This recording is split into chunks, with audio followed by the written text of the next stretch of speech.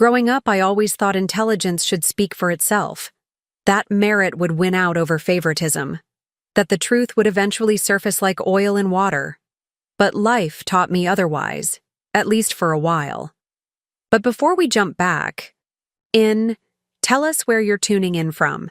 And if this story touches you, make sure you're subscribed, because tomorrow, I've saved something extra special for you. I still remember the day my brother Nathan looked me straight in the eyes across our father's mahogany desk and said, "Let's face it, Allie, you're just the stupid sister with big dreams.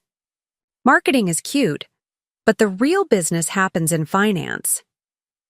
His smirk taunted me as he twirled Dad's fountain pen between his fingers, a pen that should have been shared between us. I didn't cry. I refused to give him that satisfaction.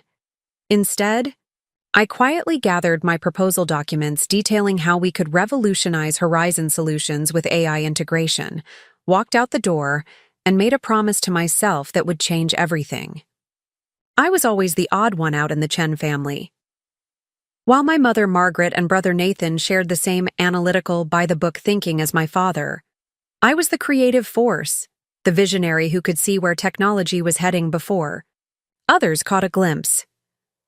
Growing up in our Victorian home in suburban Westridge, family dinners often turned into business meetings where Nathan would proudly discuss financial projections while Dad nodded approvingly. Meanwhile, my ideas about customer experience and emerging technologies were met with indulgent smiles, the kind you give a child with an active imagination. "That's interesting, Allie," my father would say before turning back to Nathan. "Now, about those quarterly numbers." I tried not to let it bother me. I focused on my education, throwing myself into studying computer science and marketing at Westridge Tech, developing expertise in artificial intelligence systems that could transform business operations. While Nathan followed directly in Dad's footsteps with his business administration degree, I carved my own path. I believed that one day they would recognize the value I could bring to Horizon Solutions, the technology consulting firm my father had built from nothing 25 years ago. My father, Robert Chen, was a brilliant businessman, but a traditional father. He'd built Horizon from a tiny operation in our garage into a respected regional firm with 40 employees. An immigrant son with a relentless work ethic, he believed, in hierarchy, structure, and the unquestionable wisdom of experience over innovation. He wasn't cruel. He was simply a man of his generation who saw his son as his natural successor. Despite the constant dismissal of my ideas, I stayed close to the business. I interned every summer, learning every aspect from the ground up. I understood our clients better than anyone, their frustrations, their needs, their unspoken wishes. I created detailed plans for how we could pivot toward AI-enhanced solutions that would revolutionize our offerings. When I brought these plans to my father, he would review them with puzzled amusement.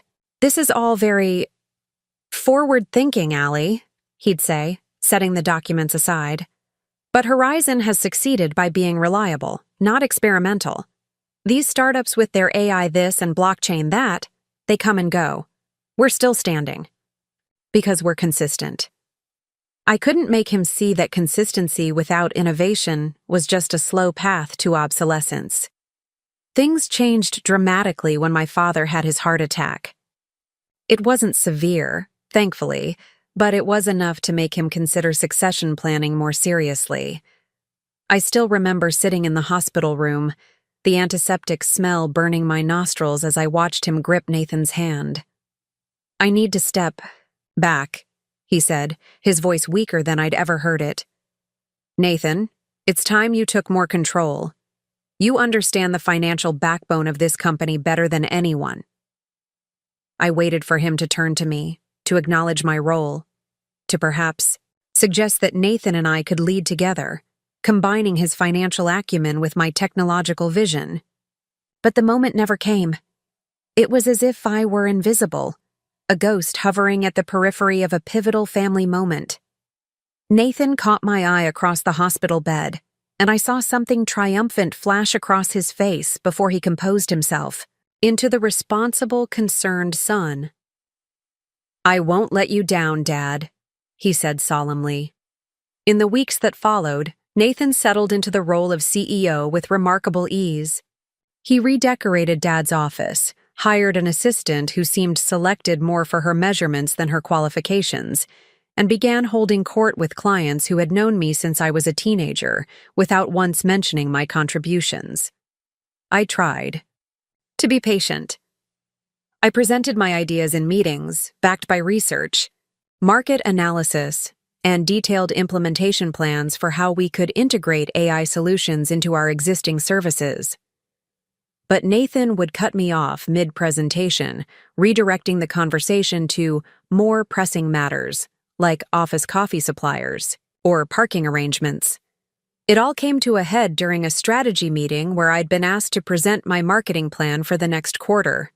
I had worked late for weeks, analyzing competitors, creating customer profiles, and developing a comprehensive digital strategy. 5 minutes into my presentation, Nathan started answering emails on his phone. "Nathan," I said, pausing my slides, "is there something more important happening right now?" He looked up, genuinely surprised that I'd called him out. "Just keeping things moving, Allie. Some of us can multitask." He gestured vaguely at the screen. "This is all fine for the marketing department, but let's not forget this is a supportive function, not a revenue driver." The room fell uncomfortably silent. Even Nathan's loyal supporters shifted awkwardly in their seats. "Actually," I replied, my voice steady despite the heat rising in my cheeks, "this marketing strategy is projected to drive a 28% increase in qualified leads, which directly impacts revenue. If you'd been listening, you'd know that." His face darkened. "We'll discuss this later, Allie. Let's move on to finance." Later that day, he called me into his office, Dad's office, and closed the door. I'll never forget how he leaned back. In our father's chair, putting his feet up on the desk our father had always treated with respect. "Allie, I'm going to be straight with you because we're family," he began, his tone condescending. "Your role here is becoming problematic. You're constantly pushing these experimental ideas that distract from our core business." "Those experimental ideas are the future of this industry," I countered. "Our competitors are already—" He held up his hand, cutting me off. "Our competitors can chase trends if they want. Horizon has succeeded by being stable. Dad understood that." "Dad built this company in a different era," I argued. "The market is changing. We need to evolve." Nathan sighed dramatically, as if explaining something to a child. "Look, you've always been the creative one, the dreamer, and that's cute. But running a business requires more than dreams. It requires hard numbers, practical decisions." I felt my jaw tighten. "I have the numbers. I've shown you the market research, the projected ROI." "Let's face it, Allie," he interrupted, leaning forward. "You're just the stupid sister with big dreams. Marketing is cute, but the real business happens in finance." The words hit me like physical blows. Not because they were true, but because they confirmed what I'd suspected all along. In Nathan's eyes, and perhaps my father's too, I would never be more than an afterthought, a feminine presence in a masculine world, tolerated, but never truly respected. I gathered my presentation materials and stood up, my legs surprisingly steady given how shaken I felt inside. "You know what, Nathan? You're right about one thing. I am a dreamer. I dream of a company that doesn't get left behind because it was too arrogant to innovate. I dream of leadership that values diverse perspectives, and clearly, I need to chase those dreams somewhere else." I walked out of his office with my head held high, but inside, my mind was racing. This wasn't just about sibling rivalry anymore. This was about everything I'd worked for, everything I believed in professionally. I had poured my heart and soul into Horizon Solutions, imagining that one day I would help lead it into the future. Now that future had been snatched away, not because I wasn't capable, but because I wasn't Nathan. As I packed up my desk that evening, my colleague Taylor Rodriguez stopped by. We had started at Horizon around the same time, and unlike most others who aligned themselves with Nathan for political reasons, Taylor had always been straight with me. "So it's true? You're leaving?" Taylor asked, leaning against my doorframe. I nodded, carefully placing family photos into a cardboard box. "There's nothing for me here anymore, Taylor. Nathan's made that clear." Taylor frowned.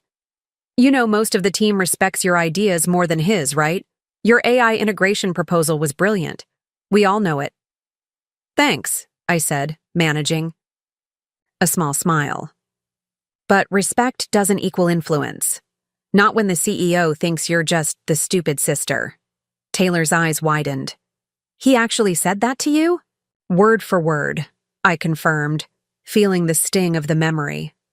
"Along with how marketing is cute, but not real business." "That's..." Taylor shook her head. "That's so wrong on so many levels."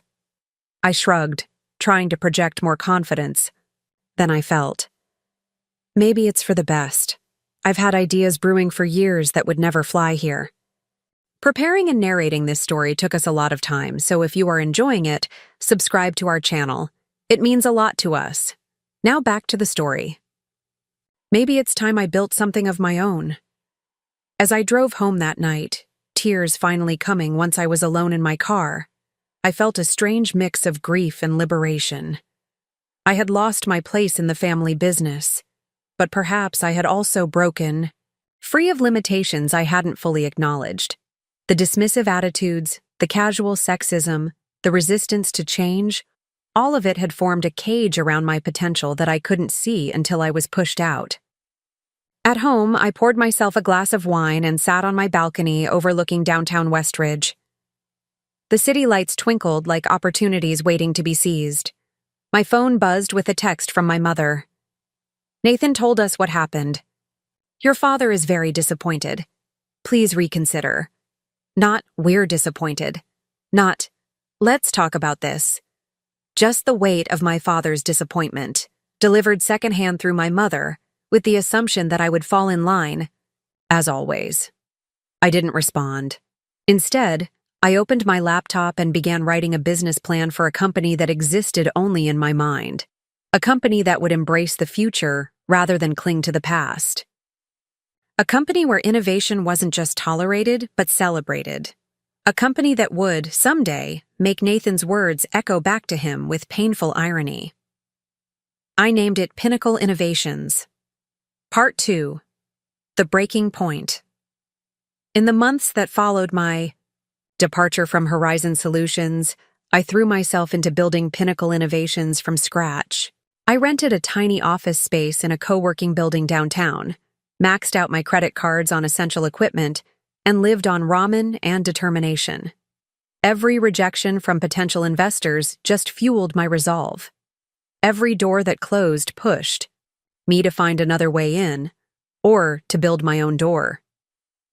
The irony wasn't lost on me that after years of fighting to be heard at Horizon, I was now responsible for every decision, every failure, every success. It was terrifying and exhilarating in equal measure. I focused Pinnacle on exactly what Horizon had rejected: AI-enhanced business solutions that could transform how companies understood their data, predicted market trends, and connected with customers. It was cutting-edge work that required both technical expertise and creative vision, precisely the combination my brother had dismissed as worthless. 6 months in, I'd secured 2 small clients and was barely keeping the lights on when I received an unexpected visit. Victoria Wallace, a former client from Horizon who had always treated me with respect, appeared in my modest office doorway. "So this is where vision comes to thrive," she said, glancing around at my minimalist setup. "I've been following your journey, Allison." I smiled, genuinely happy to see her. "Victoria, what brings you to my humble startup?" "Curiosity at first," she admitted, settling into the chair across from me. "Then, opportunity. I heard what you're building here. AI-enhanced analytics that can predict customer behavior patterns and optimize operations accordingly? That's exactly what Henderson Global has been searching for. My heart skipped. Henderson Global was a massive player. Landing them as a client would change everything for Pinnacle. The thing is, Victoria continued, leaning forward, I asked Horizon for something similar 3 months ago. Your brother assured me it wasn't necessary, that traditional analytics were more reliable. He called AI a trendy distraction. I bit back a retort about Nathan's short-sightedness. And what do you think? I think, she said slowly, that companies who dismiss AI as a trend will be obsolete within 5 years. I think Nathan is running your father's playbook in a game that's completely changed. She pulled out a folder and placed it on my desk. This is what Henderson Global needs. Can Pinnacle deliver it? I opened the folder, scanning the project requirements. It was ambitious, challenging, and exactly the kind of work I'd been dreaming of doing. Yes, I said confidently. We can deliver this. Victoria smiled. Good, because I'm not just bringing you Henderson Global. I'm joining your board of advisors if you'll have me. Talent like yours needs guidance and connections to truly soar. That meeting changed everything. With Victoria's mentorship and the Henderson Global contract, Pinnacle began to grow rapidly. We moved to a proper office space, hired a team of brilliant developers and analysts, and began attracting attention in the industry. Each success brought new clients, new opportunities, and increasingly panicked texts from my mother. Your father? Saw Pinnacle mentioned in Business Weekly, she wrote one evening. Nathan says you're poaching Horizon's client base. This family conflict is breaking your father's heart. I stared at the message, feeling the familiar tug of guilt battling with my growing confidence. I hadn't specifically targeted Horizon's clients, but word had spread about what we were offering, and several had approached us on their own. Business wasn't personal. Isn't that what my father had always claimed? I was halfway through typing a placating response when another text arrived. Nathan says what you're doing is unsustainable anyway. These AI solutions are just a fad that will burn out, and when it does, don't expect to come back to Horizon. My finger hovered over the delete button before I put my phone away without responding. Nathan was still dismissing me, still underestimating both me and the market shifts I understood better than he ever would. Nothing had changed, except now his dismissal had no power over my career. 9 months after founding Pinnacle, I attended the annual Westridge Tech Summit, a prestigious gathering of industry leaders and innovators. Pinnacle had been invited to present our work with Henderson Global, a significant honor for such a young company. I'd prepared meticulously, knowing this could be Pinnacle's breakthrough moment. As I set up for my presentation, I spotted Nathan, across the exhibition hall, surrounded by Horizon's traditional display booth. Our eyes met briefly before he deliberately turned away, leaning in to speak with Eric Thompson, his loyal friend and VP of Sales.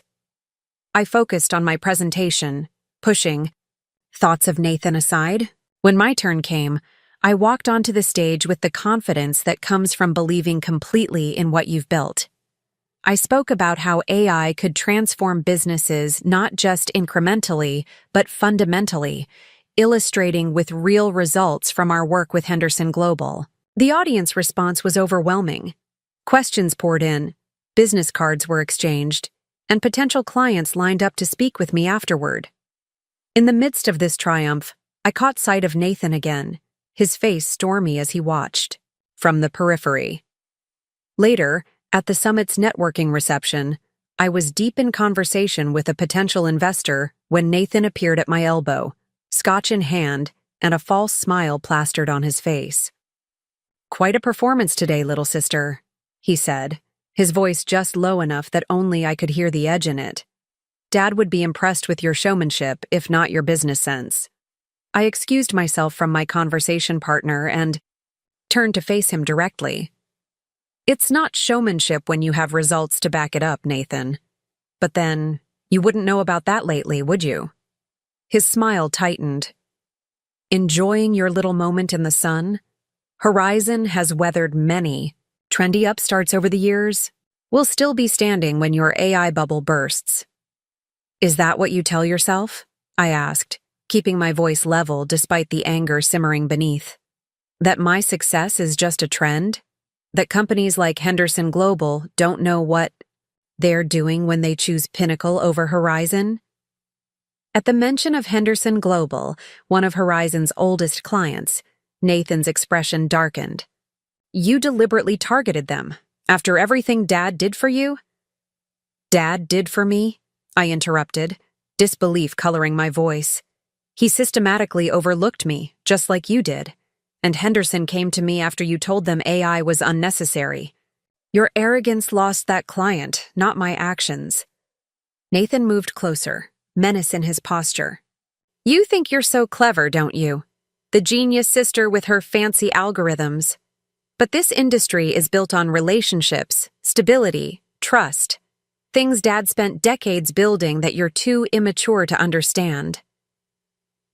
I felt eyes turning toward us, aware we were creating a scene but past the point of caring. No, Nathan. I understand exactly what Dad built. I also understand that he and you are so blinded by pride that you can't see the world changing around you. Just the stupid sister, right? How's that assessment working out for you now? His face flushed with anger, and for a moment, I thought he might actually make a scene. Instead, he drained his scotch and set the glass down with controlled precision. Enjoy your moment, Allie, he said, his voice cold. The market is fickle, and startups crash as quickly as they rise. When Pinnacle inevitably fails, don't come crying to family. As he walked away, I realized something profound. For the first time since our childhood, Nathan saw me as a threat. Not just an annoyance, not just the little sister with impractical ideas, but a legitimate business rival. The realization should have been satisfying, but instead, it left me hollow. Why had it taken direct competition for him to finally see my value? That night, I couldn't sleep. I sat on my apartment balcony until dawn, replaying not just the confrontation with Nathan, but years of similar dismissals, of ideas ignored, of contributions minimized. I thought about my father, who had built something remarkable, but couldn't see beyond his own vision to embrace the future or to truly see his daughter. As the sun rose over Westridge, painting the city in golden light, I made a decision. I wasn't building Pinnacle to spite Nathan or to prove something to my father. I was building it because I genuinely believed in the work we were doing. The family drama was a distraction I couldn't afford if I wanted to succeed on my own terms. I picked up my phone and did something I should have done months ago. I blocked Nathan's number and my mother's as well. It was a temporary measure, a space I needed to focus on what mattered. Growing Pinnacle into everything I knew it could be. The family that had shaped me, for better and worse, would have to wait. I had a future to build, and for once, I would do it without their voices in my head. A year and a half after founding Pinnacle Innovations, we had grown to a team of 35 talented professionals working from a sleek office in downtown Westridge. Our client list included some of the biggest names in various industries, all drawn to our unique combination of AI expertise and human-centered design. We had become exactly what I had envisioned, an innovative force that transformed how businesses operated in the digital age. I had largely succeeded in putting family drama aside, focusing instead on building something meaningful. The blocks. On my family members' numbers had eventually come down, replaced by carefully maintained boundaries. I spoke with my mother occasionally, keeping conversations light and steering away from business topics. My father remained distant, communicating only through my mother. And Nathan and I maintained radio silence, which suited me perfectly. That carefully constructed separation shattered one rainy Tuesday morning when my assistant knocked on my office door, looking uncomfortable. Allison, there's a situation in the lobby, she said hesitantly. Your brother is here. He's demanding to see you. I felt a familiar knot form in my stomach. Did he say what this is about? She shook her head. Just that it's urgent family business. He seems agitated. Taking a deep breath, I nodded. Give me 5 minutes, then send him in. Those 5 minutes were spent gathering my composure, reminding myself that this was my company, my territory. Whatever storm Nathan was bringing, I would weather it on my terms. When he walked in, I barely recognized him. The polished, confident executive I'd known had been replaced by someone disheveled and wild-eyed. His normally immaculate suit was wrinkled, his tie askew. Nathan, I said evenly, remaining seated behind my desk. This is unexpected. He paced in front of my desk, running his hands through his hair. Cut the corporate pleasantries, Allie. You know exactly why I'm here. I raised an eyebrow. Actually, I don't. We haven't spoken in over a year. Westridge Financial, he spat. They were Horizon's biggest client for 15 years. 15 years.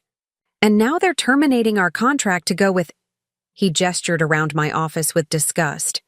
Your little startup. I kept my expression neutral, though internally I was processing this news with surprise. Westridge Financial had approached us 3 weeks earlier, but negotiations were still underway. I hadn't expected them to move so quickly, or to terminate with Horizon before finalizing with us. Westridge Financial is making a business decision based on their needs, I said carefully. If they're dissatisfied with Horizon's services, don't give me that corporate bullshit, Nathan exploded, slamming his hands on my desk. You deliberately targeted them. You've been systematically going after our client base since day one. I stood up, matching his intensity. That's not true, and you know it. Clients have come to us because we're offering solutions Horizon refuses to develop. Solutions I tried to bring to Horizon when I was there, if you remember. He laughed bitterly. Oh, right. Your precious AI solutions. The magic algorithms that supposedly change everything. You've always had your head in the clouds, Allie. My head in the clouds? I repeated incredulously. My head in the clouds? Built this company from nothing to a major competitor in less than 2 years. My head in the clouds is why companies like Westridge Financial are choosing Pinnacle over Horizon. Nathan's face contorted with rage and something else. Fear, I realized. Genuine fear. Dad is devastated, he said, his voice dropping. First you abandon the family business, then you actively work to destroy it? What kind of daughter does that? The accusation stung, despite my resolve to remain professional. I didn't abandon anything, Nathan. I was pushed out. By you. Just the stupid sister, remember? Those were your exact words. He had the grace to look momentarily ashamed before rallying. That was... I was under pressure. Dad had just made me CEO. Expectations were high. Save it, I interrupted. You said exactly what you thought. You never saw me as an equal, never valued what I brought to the table. You saw me as the stupid sister with cute marketing ideas. Well, this stupid sister built a company that's eating your lunch in the marketplace. We stared at each other. Across my desk, years of resentment, competition, and family dynamics swirling between us. For a moment, I saw the brother I'd looked up to as a child, before business and ego had corrupted our relationship. Then his expression hardened. Dad wants to see you, he said abruptly. Tomorrow, dinner at the house. I hesitated. Why? Because despite everything, you're still family, he said, sounding exhausted. And because Horizon is in trouble. Real trouble. Westridge Financial was just the latest blow. The admission clearly cost him, and despite myself, I felt a twinge of sympathy. What kind of trouble? Nathan ran a hand over his face. The kind that means 25 years of Dad's work might disappear. The kind that means 30 families might lose their income. He looked at me directly. The kind that might destroy him at his age. I sat back down, processing this. Horizon was my father's legacy, a business born of immigrant hustle and relentless hard work. Despite everything, I couldn't bear the thought of it collapsing, of him watching his life's work crumble in his golden years. "I'll be there," I said finally. "But Nathan, I'm not dissolving Pinnacle or handicapping our growth to prop up Horizon. That's not happening." He nodded stiffly. 7 p.m. Don't be late." He turned to leave, then paused at the door. "You've done well, Allie. I never thought you had it in you, but—" He gestured around my office. I was wrong about that. It wasn't an apology, not even close, but coming from Nathan, it was monumental. After he left, I sat in silence, trying to process what had just happened. Horizon in trouble. My father wanting to see me. Nathan admitting, however obliquely, that he'd been wrong. I called Taylor, who had joined Pinnacle 6 months after I founded it, bringing valuable insights from Horizon with them. "How bad are things at Horizon?" I asked when they answered. The real story, not the market-facing one. Taylor was silent for a moment. "Bad," they finally said. "They've lost 5 major clients in the past quarter. The partnership with Eastern Tech fell through. Word is they're 3 months from insolvency unless something changes dramatically." "And Nathan's leadership?" Another pause. He's trying to follow your father's playbook in a game that's completely changed, like Victoria said.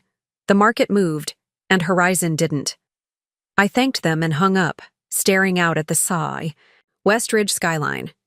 The dynasty my father had built was crumbling, and part of me, a small, hurt part I wasn't proud of, felt vindicated. All those years of having my ideas dismissed, of being treated as less than, and now the market was proving me right. But another part of me ached. Despite everything, Robert Chen was my father. Horizon Solutions employed people I had known for years, and Nathan, for all his faults, was still my brother. The dinner tomorrow would be a reckoning long in the making. I didn't know what my father wanted, what solution he imagined to Horizon's problems. But I knew one thing with absolute certainty. I wouldn't sacrifice what I had built to save what they had broken. As rain streamed down my office windows, I opened my laptop and began preparing for the most important and potentially painful family dinner of my life. The family that had shaped me, for better and worse, would have to wait. I had a future to build, and for once I would do it without their voices in my head. The next 6 months were transformative. Free from the emotional weight of family expectations and criticisms, I channeled all my energy into Pinnacle. We expanded our AI offerings, hired specialized talent that Horizon had overlooked, and developed proprietary algorithms that put us years ahead of competitors. Every decision I made was based on vision and data, not emotion or tradition. During this time, I developed a close working relationship with Victoria Wallace. More than a mentor, she became the supportive figure I always wished my father had been. She challenged me intellectually, believed in my vision, and never once treated my gender as a limitation. "You know what's remarkable about you, Allison?" she said one evening as we worked late on a particularly challenging client proposal. "You can see both the forest and the trees. Technical expertise and strategic vision rarely coexist in one person." I smiled, still uncomfortable with direct praise. I had to develop both.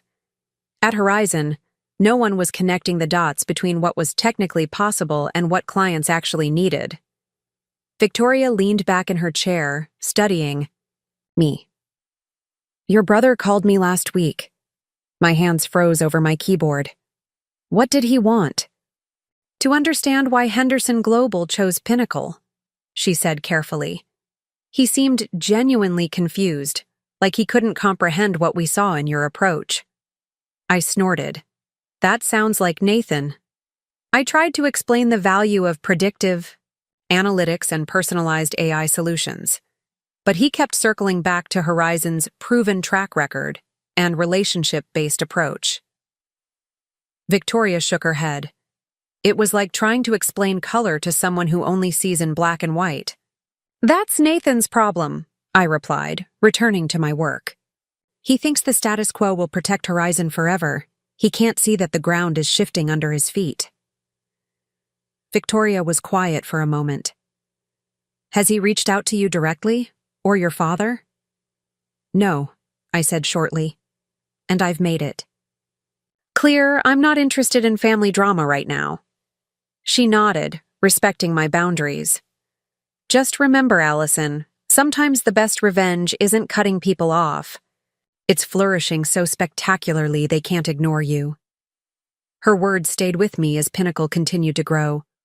By our first anniversary, we had 20 employees, a downtown office with a view of the Westridge skyline, and a client list that made industry veterans take notice.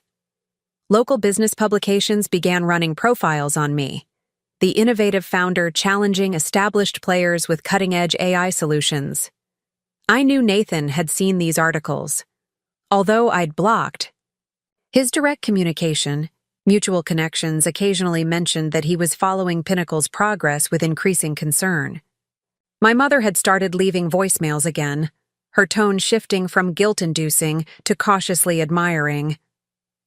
Your father saw your picture in the business journal, she said in one message. He didn't say much, but he kept the article. I thought, you should know. I never returned these calls, but I stopped deleting the messages. Some small part of me still craved that validation, even as I built a life and company independent of my family's approval. The real breaking point, the moment everything truly changed, came during the annual Westridge Business Excellence Awards.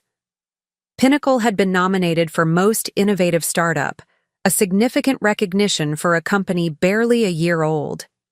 I hadn't planned to attend the ceremony, viewing industry awards as vanity metrics rather than meaningful business indicators, but Victoria insisted. It's not about the award, she argued. It's about visibility. The people who attend these events are exactly who you need to connect with for Pinnacle's next growth phase. Reluctantly, I agreed. I bought a new dress, a deep emerald that felt powerful without trying too hard, and prepared a brief acceptance speech just in case. The night of the ceremony, I arrived at the Westridge Grand Hotel feeling oddly nervous. This wasn't my world. The schmoozing, the self-promotion, the social politics. I preferred the clarity of code and client problems to the ambiguity of networking events.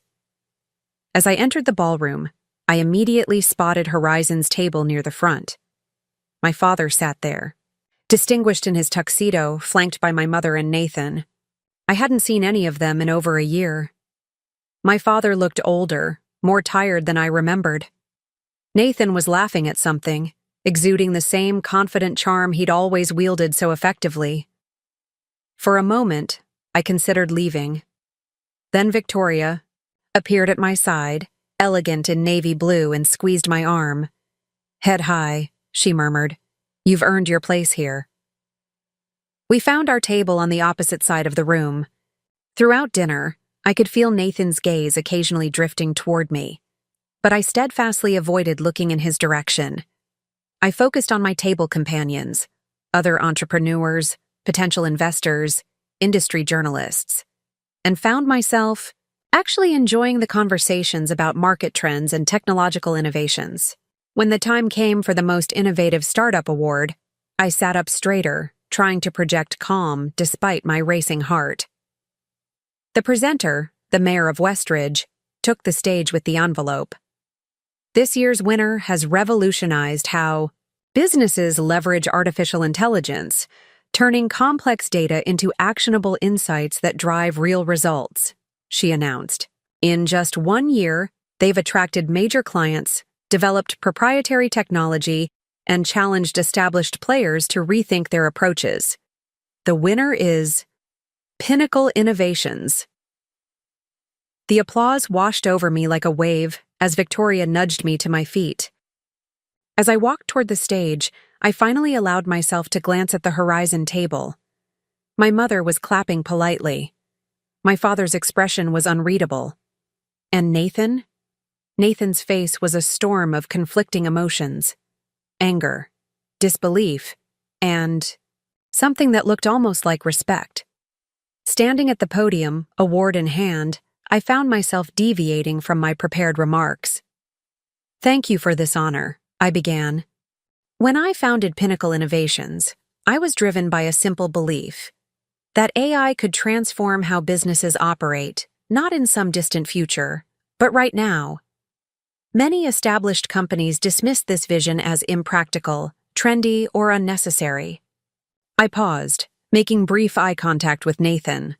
What they failed to understand is that innovation isn't about discarding everything that came before. It's about building on foundations while having the courage to adapt. The businesses that thrive don't just acknowledge change, they anticipate it, shape it, and harness it. Another pause. This award belongs to my incredible team at Pinnacle, who believed in this vision when others didn't. It also belongs to every entrepreneur who's been told their ideas are too different, too risky, or too ahead of their time. Keep pushing forward. Eventually, the results speak for themselves. As I returned to my seat, the applause seemed louder than before. Victoria beamed with pride, and several people stopped me to offer congratulations and business cards. But all I could think about was the look on Nathan's face, the realization dawning that his stupid sister had built something legitimate, something threatening, something he could no longer dismiss. Later that evening, as the ceremony wound down, and guests mingled with drinks in hand, I excused myself to get some air. The hotel's terrace offered a spectacular view of nighttime Westridge, the city lights competing with the stars. I leaned against the railing, award in hand, feeling a complex mix of triumph and melancholy. "Congratulations." The voice behind me was so familiar it made my chest tighten. I didn't turn around. "Thank you, Nathan." He moved to stand beside me, keeping a careful distance, both of us looking out at the city rather than at each other. "Your speech was pointed," he said, a hint of the old resentment in his tone. "It was honest," I replied. Silence stretched between us, filled with years of competition, disappointment, and unspoken words. "Dad wanted to come over and congratulate you himself," Nathan said finally. "Mom convinced him to give you space. She said you'd reach out when you were ready." I glanced at him sideways. "And what did you say?" He took a sip of his champagne, considering. "I said they were both wrong. That you weren't avoiding us because you needed time. You were avoiding us because you'd outgrown us." The assessment was surprisingly insightful coming from Nathan. "Maybe," I admitted. "Or maybe I just got tired of fighting to be seen." "You're certainly being seen now," he said, gesturing with his glass toward the ballroom where attendees were discussing the awards. "Henderson Global is just the first. Microfusion is considering switching to Pinnacle. So is Tech Dynamics." The names he mentioned were all longtime Horizon clients. I hadn't been actively pursuing them, but if they were considering Pinnacle, it meant Horizon was truly vulnerable. "That's not my goal, Nathan. I'm not building Pinnacle to destroy Horizon." He laughed, a short, bitter sound. Maybe not intentionally, but that might be the result anyway. He turned to face me fully.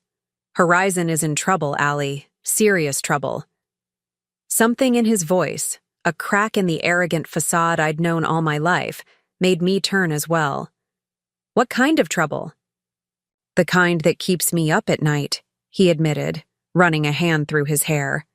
"The kind that has Dad talking about selling to Contech Industries just to avoid bankruptcy." Contech Industries was a corporate giant known for buying struggling tech firms, stripping them for parts, and laying off most of the workforce. The thought of my father's legacy ending that way sent an unexpected pang through me. I thought Horizon was stable, I said cautiously. It was. It should be. Frustration colored his voice. We're doing everything right, everything that's always worked before. But clients keep leaving. They want AI integration, predictive analytics, all the things you're offering at Pinnacle. All the things— He stopped abruptly. All the things I tried to bring to Horizon before you pushed me out, I finished for him. He didn't deny it. Instead, he stared into his champagne as though the answers might be found there. I made a mistake, he said finally, the words clearly difficult for him. I underestimated you. I underestimated the market shift. And now Horizon is paying the price. Coming from Nathan, this was practically a full apology on bended knee. Part of me, the hurt little sister who had been dismissed for years, wanted to savor this moment, to make him grovel a bit more. But another part, the CEO who understood business realities, felt only a hollow vindication. What are you asking? Me for, Nathan? Investment? A merger? My blessing to sell to Contech? He shook his head. I don't know. I didn't plan to have this conversation tonight. He looked at me directly, his expression more vulnerable than I'd seen since we were children. I just know that watching you accept that award made me realize how badly I misjudged you, and how much Horizon needed exactly what you were offering. Before I could respond, Victoria appeared at the terrace doorway. Allison, there's someone from Westridge Financial who wants to speak with you. I nodded, grateful for the interruption. I need to go, Nathan. As I turned to leave, he caught my arm gently. Allie, wait. Will you at least talk to Dad? Just once? I hesitated, years of hurt battling with a lingering sense of family obligation. I'll think about it, I said finally, and walked away. As Victoria and I moved through the crowded ballroom toward the Westridge financial executive, she leaned close. Everything okay? I nodded, my mind still processing the conversation with Nathan. He says Horizon is in trouble, considering selling to Contech. Victoria's eyebrows rose. That's more serious than I thought. She studied me carefully. Does that change anything for you? It was the question I'd be asking myself all night. Did Horizon's troubles change my feelings? Did I care what happened to the company that had dismissed me? To the brother who had underestimated me? To the father who had never seen me clearly? I don't know, I admitted. What I did know was that standing on that terrace with Nathan, seeing him finally acknowledge my success while admitting his failure, should have felt like victory. Instead, it felt like standing at a crossroads, unsure which path led forward and which led back. The award in my hand, recognition of everything I'd built without them, suddenly felt heavier than before. Because with it came a choice I hadn't anticipated having to make: continue building Pinnacle's success independently, or find some way to help the family business that had never truly valued me. As I introduced myself to the Westridge financial executive, smiling and discussing potential collaboration opportunities, part of my mind remained on the terrace with Nathan's unexpected vulnerability. The breaking point had come, but not the one I'd expected. It wasn't Pinnacle versus Horizon anymore. It was me, finally in a position of power, deciding what to do with it. The real question wasn't whether I could succeed without my family's approval. I'd already proven that beyond doubt.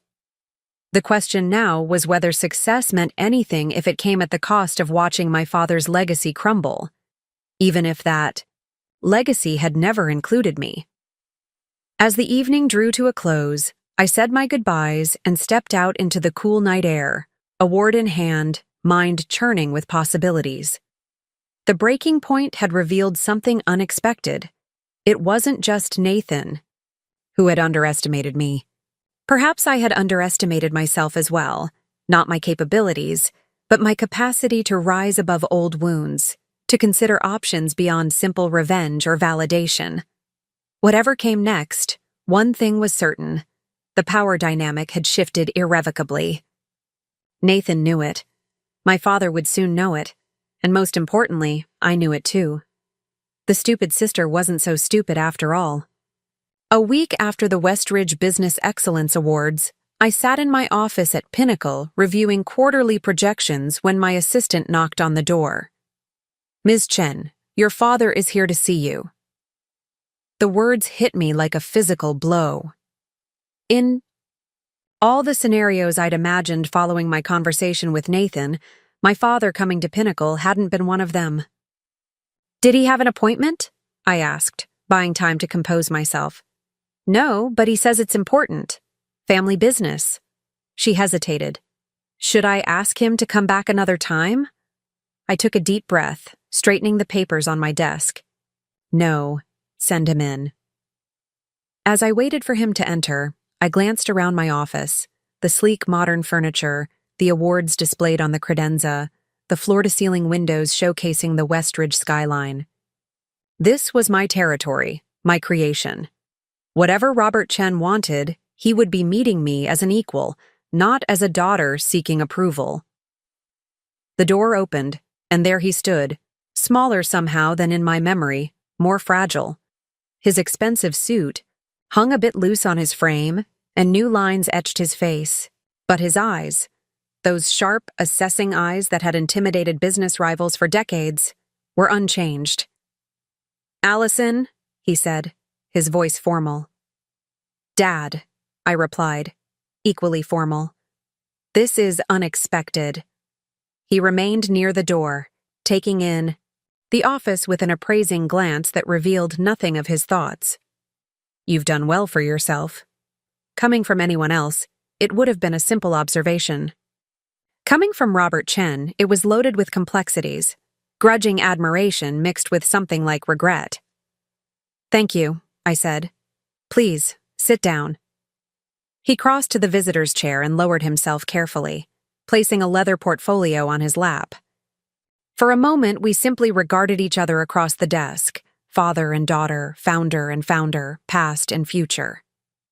"I imagine Nathan told you about my visit," he said finally. "He mentioned that Horizon is having difficulties," I confirmed, keeping my voice neutral. "Difficulties?" My father gave a short, humorless laugh. "That's one way to put it.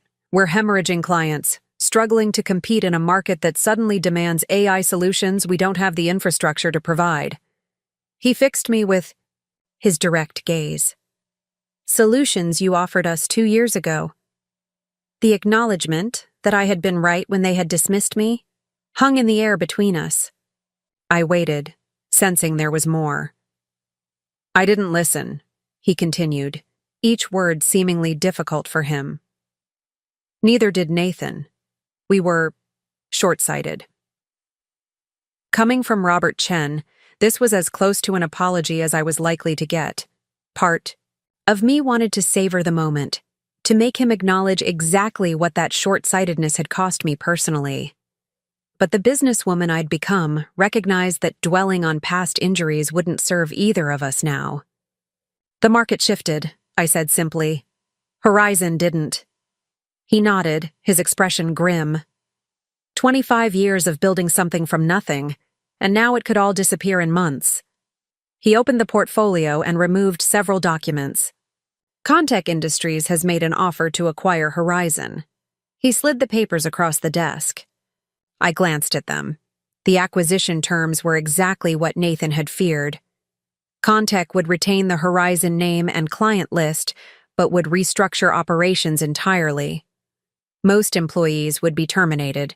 The Chen family would receive a respectable but not generous payout. "They're vultures," my father said bluntly, "but they're the only serious offer we've received." I looked up from the documents. "Why are you showing me this?" His eyes held mine steadily. "Because I need your help, Allison." Those words, from the man who had never needed help from anyone, least of all his creative, impractical daughter, struck me speechless. I waited for him to continue. "Pinnacle Innovations has what Horizon lacks," he said. AI expertise, forward thinking, leadership momentum in the market. If we were to combine resources, you want to merge, I interrupted, finally understanding his presence in my office. I want to save my company, he corrected, and yours is the only lifeline available. I leaned back in my chair, processing this extraordinary reversal. After years of dismissing my ideas, my father was now suggesting that those same ideas could save Horizon. The irony was almost too perfect. What would this merger look like? I asked, professional curiosity overriding personal history. Who would lead the combined company? You would, he said without hesitation. I stared at him, certain I had misheard. Excuse me? You would lead, he repeated. With Nathan in a senior position of your choosing, I would step into an advisory role until retirement. The proposal was so unexpected that I struggled to formulate a response. My father, who had passed over me for his son without a second thought, was now proposing to put me in charge of both companies. What does Nathan think of this arrangement? I asked, my voice betraying more emotion than I intended. My father's expression tightened. He will accept it. Did he suggest it? No, I did. I stood up, needing to move, to process this revelation. I walked to the window, looking out at the city below as I gathered my thoughts. Why now? I asked finally, turning back to face him.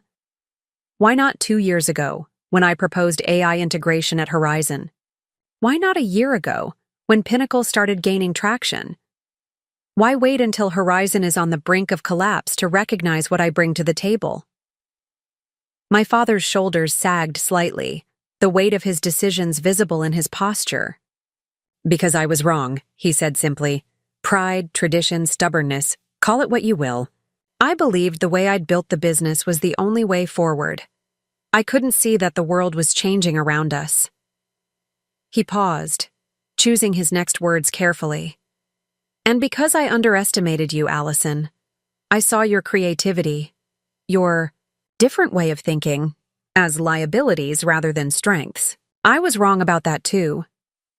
The admission, so long desired, so long denied, should have felt like victory. Instead, it felt hollow, coming only when circumstances forced his hand. Nathan called me the stupid sister, I said quietly. Right. Before I left Horizon. Did you know that? Pain flashed across my father's face. No, I didn't. He said marketing was cute, but that real business happens in finance. I returned to my desk, meeting my father's gaze directly. Was that what you thought too? He hesitated too long before answering. I valued different skills then. I was traditional in my thinking. Traditional, I repeated. A polite way of saying you didn't think a daughter could lead your company. He didn't deny it. The past can't be changed, Allison. I'm here to talk about the future. I considered him, this proud man humbled by circumstance, seeking help from the daughter he had overlooked. It would be so easy to refuse, to savor the karmic justice of watching Horizon crumble while Pinnacle soared. Part of me wanted exactly that. But another part, the visionary who had seen what others couldn't, recognized an opportunity beyond personal vindication. Horizon had infrastructure, client relationships, and talent that could accelerate Pinnacle's growth. A strategic merger, properly executed, could benefit both companies. I'll need to review Horizon's financials, I said, my tone shifting from personal to professional. Complete access to all records, client accounts, contractual obligations, and I'll want to speak with key staff members personally to assess who should remain in a combined organization. Hope flickered in my father's eyes. You'll consider it then? I'll evaluate it, I clarified. As a business decision, not a family one. I'll need to consult with my board of advisors, particularly Victoria Wallace. At the mention of Victoria, my father frowned slightly. Victoria had been one of the first major clients to leave Horizon for Pinnacle. "Of course," he said stiffly. "If I decide to proceed," I continued, "the merged company would operate under the Pinnacle brand, with Horizon becoming a division focused on established service lines while we transition clients to our AI-enhanced offerings. Governance would be reconstituted, with me as CEO and final decision-maker." Each point landed like a stone between us. I was establishing terms, not as a daughter seeking reconciliation, but as a CEO protecting her company's interests. "Those terms are acceptable," my father said after a long moment. "And Nathan?" I pressed. "You say he'll accept my leadership. I find that hard to believe." My father's expression hardened. "Nathan understands the situation. He knows Horizon won't survive without this merger. Understanding and accepting are different things," I pointed out. "I won't walk into a situation where he's undermining me from the start." "He won't," my father insisted. "Things have changed, Allison. Nathan has changed." I raised an eyebrow skeptically. "People don't change that fundamentally, Dad. Especially not people like Nathan." My father leaned forward, his gaze intense. "Your brother is many things, but he's not a fool. He's watched you build Pinnacle from nothing while Horizon faltered under his leadership. That's not an easy pill to swallow for someone like him." He paused. "He respects what you've accomplished, even if he can't fully admit it yet." I remained unconvinced. "I'll need to hear that from him directly. Then meet with us," my father proposed. "Dinner at the house Thursday evening. We can discuss the merger conceptually, address family dynamics, and then proceed to formal business discussions if you're amenable." The thought of returning to the family home, the site of so many dinners where my ideas had been politely dismissed, made me hesitate. But if this merger was to have any chance of success, the personal issues needed to be addressed head-on. "Fine," I agreed. "Thursday, at 7. But Dad—" I fixed him with a firm look. "This isn't a reconciliation dinner. It's a preliminary business discussion. If I don't like what I hear, there won't be a merger." He nodded, accepting my terms. As he stood to leave, he paused, looking at the award from the Business Excellence ceremony displayed on my credenza. "Your speech that night," he said quietly, "about innovation building on foundations while having the courage to adapt. That was insightful." I smiled slightly. "I've been saying the same thing for years, Dad. You just weren't listening." Something like sadness crossed his face. "No, I wasn't." He moved toward the door, then turned back. "I am now." After he left, I sat alone in my office trying to process what had just happened. My father, Robert Chen, who had built Horizon, solutions through sheer force of will and unshakable confidence, had come to me for help. He had admitted he was wrong. He had offered me leadership of both companies. It should have felt like vindication. Instead, it felt complicated, a mixture of long-desired recognition and suspicion about its timing. Would he have ever acknowledged my abilities if Horizon weren't failing? Would Nathan ever truly accept my leadership? Or would he undermine me at every opportunity? I picked up my phone and called Victoria. "Robert Chen just left my office," I said when she answered. "He wants to merge Horizon with Pinnacle, with me as CEO." Victoria was silent for a moment. "Well," she said finally, "that's quite the turnaround. He says they're considering an offer from Contech otherwise. It's a gutting operation. They'd basically dismantle Horizon and fire most of the staff." "And you're considering the merger?" Victoria's tone was careful, neutral. "I'm evaluating it," I replied, "strictly as a business decision." "Allison," she said gently, "nothing about this situation is strictly business. This is your family, your history. The man who overlooked you for years is now asking for your help. That complicates things significantly." I sighed, running a hand through my hair. I know. Trust me. I know. If you're seriously considering this, I'd recommend bringing in an independent third party to conduct a thorough analysis of Horizon's financials and operations. Someone without emotional ties to either company. That's a good idea, I agreed. And Allison? Victoria's voice softened. Remember that whatever you decide, you're making the decision from a position of strength. That's something they never gave you before. After hanging up, I spent hours reviewing Pinnacle's projections, trying to imagine how a merger with Horizon might affect our trajectory. The business case had merits. Combining Pinnacle's innovative AI solutions with Horizon's established client base and infrastructure could accelerate our growth significantly. But the personal complications were undeniable. By Thursday evening, I had conducted preliminary due diligence, consulted with Victoria and my other advisors, and prepared a list of non-negotiable terms for any potential merger. I had also steeled myself emotionally for returning to my childhood, home for the first family dinner in nearly 2 years. As I pulled into the familiar driveway of the Victorian house in suburban Westridge, memories washed over me.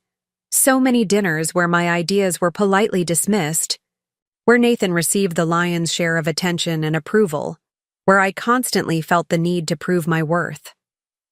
I squared my shoulders, reminding myself that I was no longer that overlooked daughter seeking validation.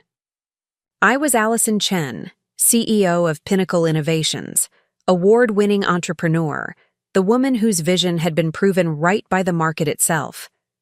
I was arriving not as a supplicant, but as a potential savior.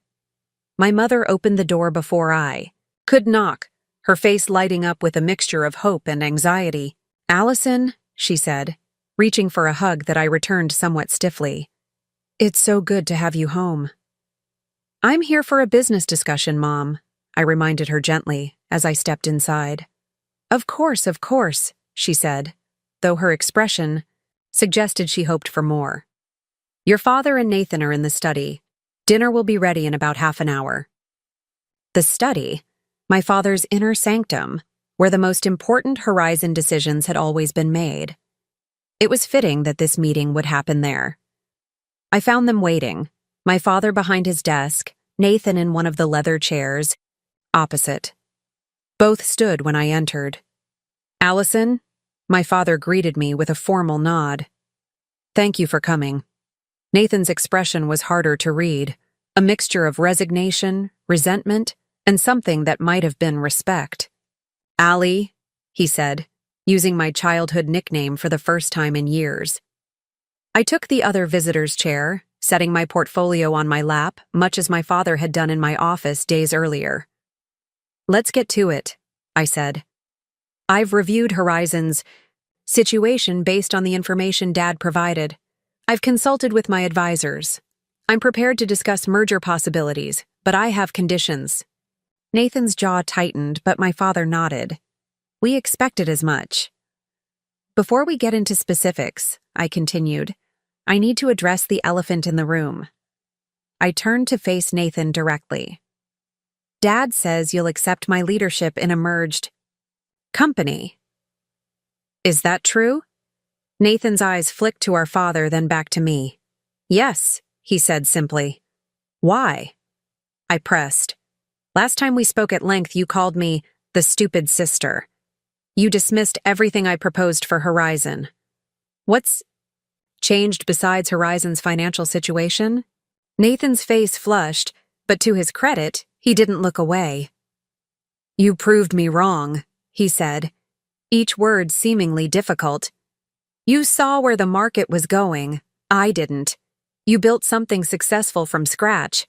I took an established company," and Corer faltered. The admission clearly cost him, his pride visibly wounded. In another time, I might have savored his discomfort. Now, I simply needed to gauge his sincerity. "And you believe you could work under my leadership, take direction from me, support my vision publicly and privately?" He hesitated, then nodded. "I'm not going to pretend it would be easy," he admitted. "But I understand what's at stake. Horizon is Dad's legacy. It employs people who've been with us for decades. If swallowing my pride is the price of saving that, then yes, I can work under your leadership. It was the most honest thing Nathan had said to me in years. I studied him, searching for signs of the arrogance and dismissiveness that had characterized our previous interactions. They were still there beneath the surface, but tempered now by humility enforced by circumstance. I appreciate your honesty, I said finally. But words are easy. Actions are what matter. What would convince you? Nathan asked, a hint of his old impatience showing through. I considered the question carefully. A trial period, I decided. Before finalizing any merger, you would come work at Pinnacle for 3 months as a senior advisor. No executive title, no separate power base. Just you, learning our systems, understanding our approach, proving you can function as part of my team. Nathan's expression darkened. You want me to audition? I want you to demonstrate that what you're saying now isn't just desperation talking, I corrected, that you can actually adapt to a different corporate culture and leadership style. That seems, he began hotly, but our father cut him off. Reasonable, Robert Chen finished firmly. It seems entirely reasonable given the history. Nathan looked from our father to me, clearly struggling with the blow to his ego. Finally, he nodded stiffly. Fine. 3 months. With clear performance metrics and evaluation criteria, I added. This isn't a formality, Nathan. If you can't adapt, there won't be a place for you in the merged company. My brother's expression was a storm of conflicting emotions, but he managed another nod. Understood. My father leaned forward. And assuming Nathan meets your expectations during this trial period, what would the merger look like? I opened my portfolio and laid out my preliminary terms. Pinnacle would acquire Horizon in a stock transaction. Robert Chen would receive a seat on the board and a 2-year consulting contract. Key Horizon personnel would be evaluated individually for retention. The Horizon brand would be maintained for established service lines while being gradually integrated into the Pinnacle ecosystem. These terms are subject to complete due diligence, of course, I concluded. I'll need an independent analysis of Horizon's financials, client contracts, and operational capabilities. My father reviewed the document carefully. The financial terms are less generous than I had hoped, he noted. They reflect Horizon's current market position and the investment Pinnacle will need to make to incorporate your operations, I explained. I'm not being punitive, Dad. I'm being realistic. He nodded slowly. And if we accept these terms, how soon could we proceed? The trial period with Nathan would begin immediately. Due diligence would run concurrently. If both are successful, we could close within 4 months. My father glanced at Nathan, who was studying the terms with a furrowed brow. And the alternative is Contech, my father said grimly. Or another buyer, if you can find one quickly, I added. I'm not demanding you accept my terms. I'm offering a potential solution that would preserve much of what you've built while allowing it to evolve. Before either could respond, my mother appeared at the study door. Dinner's ready, she announced, her tone deliberately cheerful, as though this were a normal family gathering rather than a high-stakes business negotiation. As we moved to the dining room, I felt a strange sense of déjà vu. How many dinners had we shared in this house with business as the primary topic of conversation? The difference now was that I was no longer the audience. I was the central player, the one whose opinion mattered most. Throughout dinner, I observed Nathan closely. He was quieter than usual, speaking only when spoken to, his eyes occasionally darting to me with expressions ranging from resentment to grudging respect. My father, too, seemed diminished somehow, the patriarch forced to reckon with his own fallibility.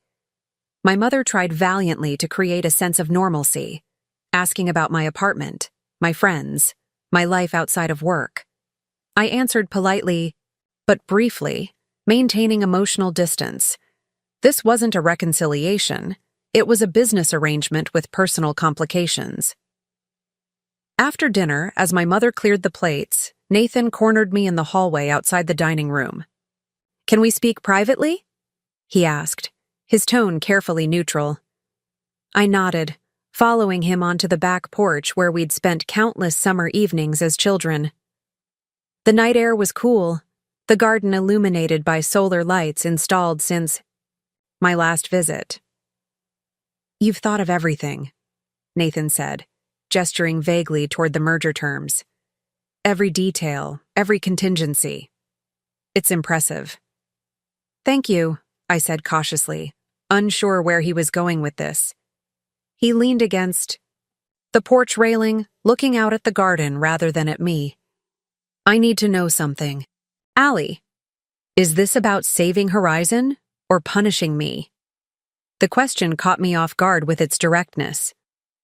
"It's about creating a stronger combined company," I answered. "That's the business answer," he said, turning to face me. "I'm asking about the personal one." I considered deflecting again, but opted for honesty instead. 2 years ago, you dismissed me completely. You called me stupid. You treated everything I'd worked for as irrelevant. Did that hurt? Absolutely. Do I still think about it? Yes. I paused, gathering my thoughts. But this proposal isn't about revenge, Nathan. If it were, I'd simply let Horizon fail and watch from a distance.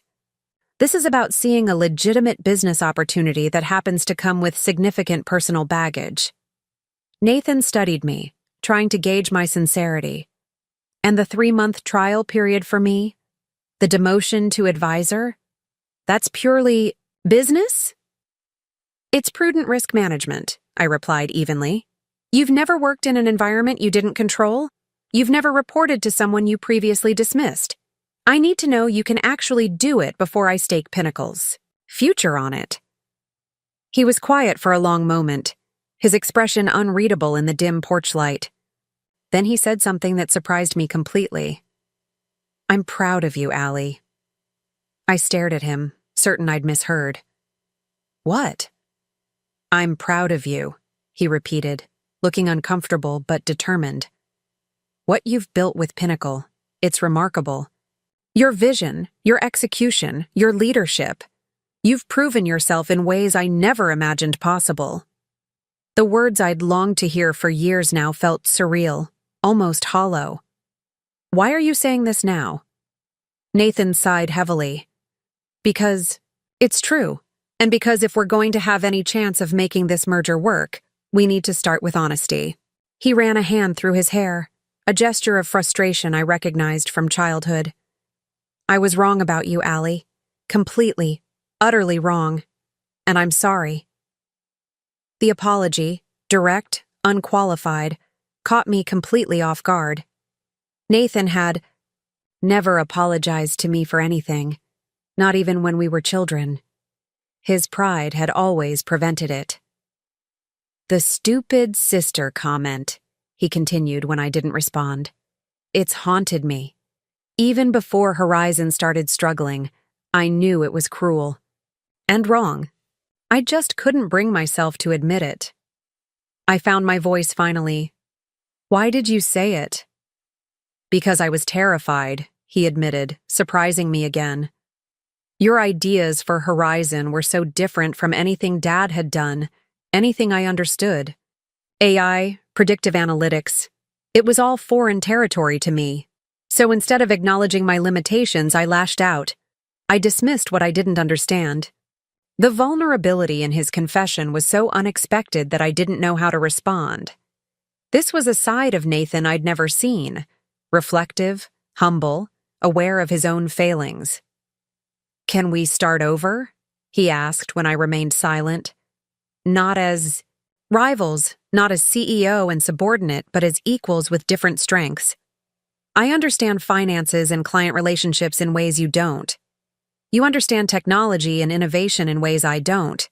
Together, we could build something extraordinary." His proposal was so far from what I'd expected that I struggled to process it. Nathan wasn't just accepting my leadership, He was offering a genuine partnership based on mutual respect.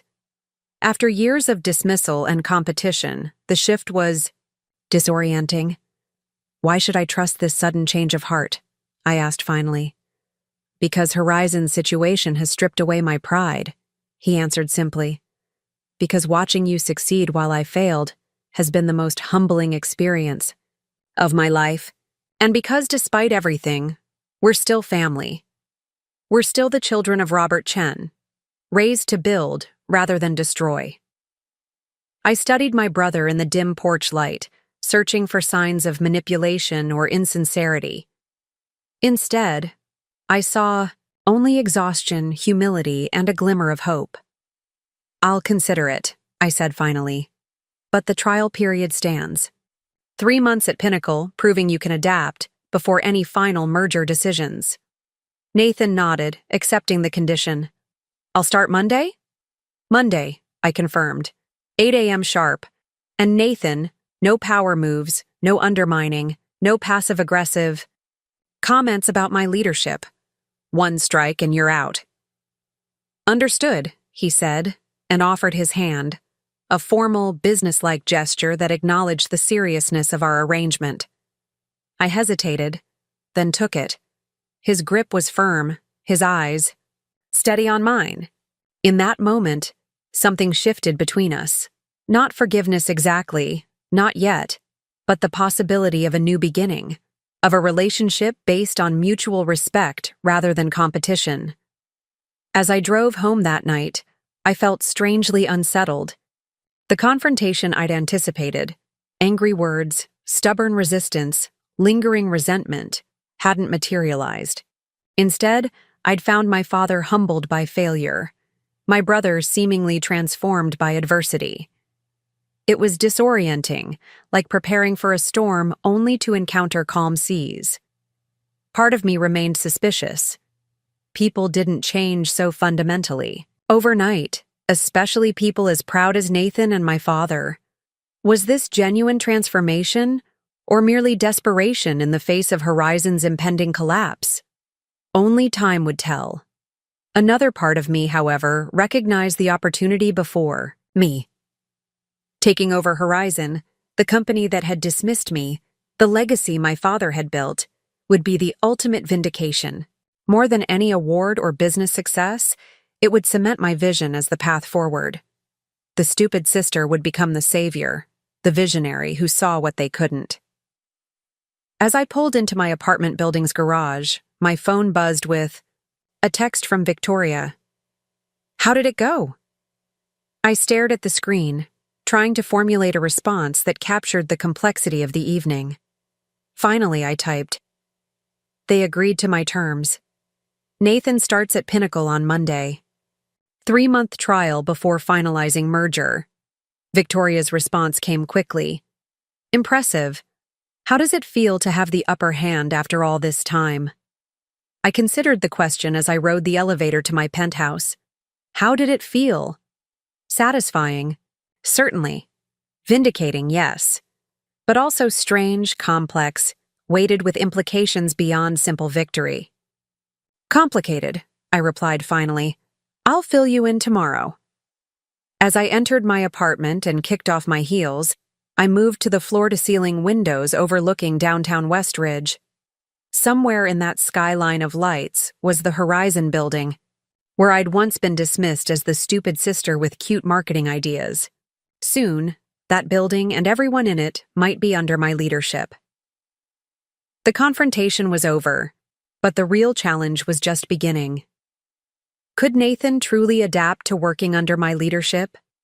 Could my father accept a diminished role in the company he'd built? Could I navigate the personal dynamics without compromising Pinnacle's success? And perhaps most importantly, could I lead this merged company based on vision and strategy, not emotion and old wounds? As I stared out at the city lights, I made a promise to myself. Whatever happened next, I would lead with the clarity and confidence that had built Pinnacle. I would make decisions based on business realities, not personal history. I would create something stronger than either Horizon or Pinnacle could be alone. The stupid sister was gone. In her place stood a CEO ready to reshape an industry, and perhaps along the way a family. Monday morning arrived with a mixture of anticipation and apprehension. I'd spent the weekend preparing for Nathan's arrival at Pinnacle, setting up a modest office near, but not too near, my own, creating a comprehensive onboarding schedule, and briefing my leadership team on the situation. Remember, I told them during our early morning huddle, this is a trial period. Nathan is here to learn our systems and prove he can adapt to our culture. He doesn't have executive authority, regardless of his former title at Horizon. Taylor, who had followed me from Horizon and now served as Pinnacle's chief operating officer, looked particularly skeptical. And you really think he can change? The Nathan I remember was resistant to new ideas, to put it mildly. People can surprise you, I replied, though I shared Taylor's doubts. In any case, this arrangement gives us access to Horizon's client relationships and institutional knowledge without committing to a full merger. It's a calculated risk with significant potential upside. Victoria, dialing in remotely, added her perspective. Just make sure your team understands this. Isn't a coronation. Nathan needs to earn his place at Pinnacle, regardless of his family connection to you. I nodded, grateful for her straightforward advice. Absolutely. No special treatment, no shortcuts. He succeeds or fails on merit alone. At precisely 8 a.m., my assistant escorted Nathan into the Pinnacle offices. He was impeccably dressed as always, but something about his demeanor had changed. The swagger that had once characterized his movements was muted, replaced by a more measured, observant bearing. "Welcome to Pinnacle," I greeted him formally, extending my hand as I had on the porch nights before. "Thank you for the opportunity," he replied, matching my professional tone. His eyes took in the open concept office space, the collaborative workstations, the energy of a company in growth mode. "It's impressive, Allie." "Allison," I corrected gently. "At work, I prefer Allison." He nodded, accepting the boundary. "Of course, Allison." I handed him a folder containing his orientation schedule, security badge, and company policies. "You'll start with our standard onboarding process, company history, values, organizational structure. Then you'll spend time with each department head learning their operations. By week 3, you'll begin shadowing client meetings. No direct client contact until I've approved it." If my detailed management of his time bothered him, Nathan didn't. "Show it." "Understood." "Your first meeting is with HR in 15 minutes, I continued. "Then you'll join our morning status meeting at 9. Taylor will show you to your office." As Taylor led Nathan away, I caught the questioning look she threw over her shoulder. This compliant, deferential version of my brother was so at odds with the arrogant executive who had dismissed me as the stupid sister that even I found it disconcerting. The first week passed with surprising smoothness. Nathan attended every scheduled meeting, asked thoughtful questions, and made no attempts to assert authority beyond his assigned role. He arrived early, stayed late, and took comprehensive notes on Pinnacle's operations. In our brief interactions, he remained professional and respectful, addressing me as Allison in front of others and deferring to my decisions without comment. It was unsettling. "I keep waiting for the other shoe to drop," I confessed to Victoria over lunch at the end of that first week. This cooperative, humble version of Nathan doesn't match any behavior pattern I've seen from him in 30 years. Victoria considered this as she speared a piece of salmon. "People can change, Allison, especially when their fundamental assumptions are challenged. But this dramatically? This quickly?" "Think about it from his perspective," she suggested. For years, Nathan believed in a particular approach to business, his father's approach.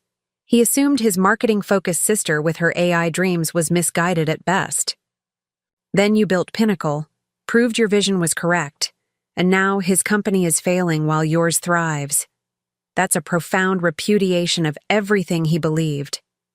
I nodded slowly. So you think this change is genuine? I think it could be, Victoria said carefully. But I also think you're right to proceed with caution. The real test will come when he disagrees with one of your decisions. That's when you'll see if this new Nathan is real or just a performance. That test came sooner than I expected. During Nathan's third week at Pinnacle, I called him into a strategy session regarding global tech, a major prospect that had previously been a Horizon client. Our team had developed a comprehensive AI solution to address their supply chain challenges. Exactly the kind of innovative approach Horizon had been unwilling to offer. Global Tech is meeting with us next Tuesday, I explained to the team. They're intrigued by our predictive analytics platform, but concerned about integration with their legacy systems. We need to address those concerns head-on. As the discussion progressed, I noticed Nathan growing increasingly uncomfortable, shifting in his seat and occasionally opening his mouth as if to speak before thinking better of it. Finally, during a pause in the conversation, I decided to bring him in. Nathan, you worked directly with Global Tech at Horizon. Any insights that might be helpful? He straightened, clearly surprised at being addressed. Actually, yes. He hesitated, glancing around the table. May I speak frankly? I nodded, curious to see what he would say. The approach you're outlining is technically impressive, he began carefully. But it doesn't address Global Tech's organizational culture. Their CIO, Marcus Evans, is extremely risk-averse. He's been burned by failed implementations before. And their procurement team is notoriously difficult. They'll haggle over every line item regardless of the overall value proposition. He paused, gauging the room's reaction before continuing. The solution you're proposing is comprehensive. Maybe too comprehensive for their first step into AI. They need to see quick wins to build internal buy-in, and they need a pricing structure that gives their procurement team wins to report up the chain. The room fell silent. Nathan's assessment was insightful, demonstrating a nuanced understanding of Global Tech's internal dynamics that our team lacked. It was also a direct criticism of our approach. Exactly the kind of moment Victoria had suggested would reveal the true Nathan. That's valuable perspective, I said after a moment. How would you suggest we adjust our approach? Relief flashed across Nathan's face, quickly replaced by focused consideration. I'd recommend phasing the implementation, starting with one high-visibility area where we can demonstrate clear ROI within 90 days. Procurement analytics would be ideal. Their margin pressures are intense right now. He warmed to the topic, becoming more animated. I'd also restructure the pricing to include some visible discounts on upfront costs, while maintaining the overall contract value through the service components. It gives their procurement team the wins they need without undercutting our value. I studied him as he spoke, noting the absence of the condescending tone that had once characterized his business insights. He wasn't speaking as the former, CEO of Horizon, or as my older brother, but as a colleague offering valuable expertise. Those are excellent suggestions, I said finally. Let's rework the proposal along those lines. Nathan, since you have the relationship with Marcus, would you be willing to help Taylor prepare for this meeting? Surprise and gratification flickered across his face. Of course, happy to help. After the meeting, Nathan lingered behind as others filed out. Thank you, he said quietly when we were alone. For listening. For not dismissing my input. The irony wasn't lost on either of us, that I, once dismissed as the stupid sister, was now in a position to dismiss or validate his contributions. Your insights were valuable, I said simply. That's how Pinnacle operates, the best ideas. Win, regardless of who they come from. It's different, he admitted. At Horizon, especially lately, decisions came from the top down. Dad's way, then my way. We rarely invited challenge from the team. And how did that work out? I couldn't resist asking. A rueful smile crossed his face. Point taken. The Global Tech meeting proved to be a turning point. With Nathan's insights incorporated, our proposal addressed not just their technical requirements, but their organizational constraints as well. When Marcus Evans, their CIO, expressed surprise at seeing Nathan with the Pinnacle team, Nathan smoothly explained the potential merger, emphasizing the combined strengths of both companies under my leadership. Allison has built something remarkable with Pinnacle, he told Marcus, genuine respect in his voice. The AI expertise here is unparalleled. Combined with Horizon's established service approach, we can offer clients the best of both worlds. I found myself watching Nathan as much as Marcus during that meeting, still half expecting to see signs of the old resentment or condescension. Instead, I saw someone fully committed to our success, leveraging his relationships and expertise to advance Pinnacle's interests rather than his own. When Global Tech signed with us the following week, a contract worth twice our initial projections, I made a point of acknowledging Nathan's contribution during our company-wide announcement. This win represents the best of Pinnacle's approach, I told the team. Innovative technology combined with deep client understanding. I want to particularly recognize Nathan Chen's insights, which were instrumental in tailoring our solution to Global Tech's specific needs. The surprise on Nathan's face at the public acknowledgement was genuine, as was the tentative smile that followed. For perhaps the first time in our adult lives, we had functioned as true collaborators rather than rivals. That evening, as I worked late in my office, Nathan knocked on my open door. "Got a minute?" he asked. I nodded, gesturing to the visitor's chair. "The Global Tech contract is a significant win for us. Your contribution made a real difference." "Thank you for saying that," he said, settling into the chair. "But that's not why I wanted to talk." I raised an eyebrow questioningly. "I've been here 3 weeks now," he began. "Observing, learning, trying to understand what makes Pinnacle different from Horizon. And I think I'm starting to see it." "And what is it?" I asked, genuinely curious about his perspective. "Innovation isn't just a buzzword here," he said thoughtfully. "It's built into every process, every client interaction. At Horizon, we talked about innovation, but we were really selling stability. We were afraid to push clients out of their comfort zones, even when we knew they needed to evolve." I nodded, encouraging him to continue. "But there's something else too," he added. "The culture here. People aren't afraid to speak up, to challenge ideas. Taylor questioned your approach in the strategy meeting yesterday, and you thanked her for it. At Horizon, that kind of challenge would have been seen as insubordination." "Diverse perspectives lead to better solutions," I said. "That's not just a platitude at Pinnacle, it's how we operate." Nathan was quiet for a moment, seemingly gathering his thoughts. "I've been thinking a lot about what you said when you left Horizon, about Dad and me being too arrogant to see the world changing around us." He met my eyes directly. "You were right." The admission hung in the air between us. I waited, sensing he had more to say. "I've spent 3 weeks watching how you lead, how you make decisions, how you've built this company," he continued. "And I keep thinking about all the opportunities I missed at Horizon because I was too proud to listen to different perspectives, too proud to listen to you." The vulnerability in his voice was striking. This wasn't the performative humility of someone trying to save his job.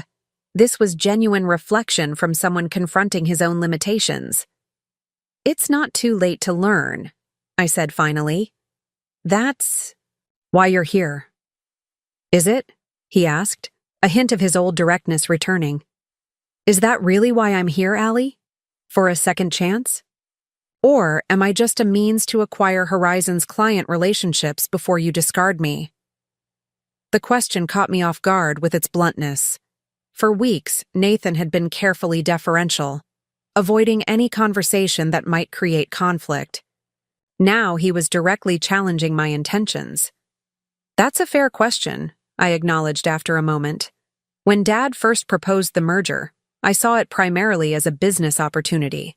Your 3-month trial period was meant to assess whether you could adapt to Pinnacle's culture, yes, but also whether having you in the merged company would be an asset or a liability.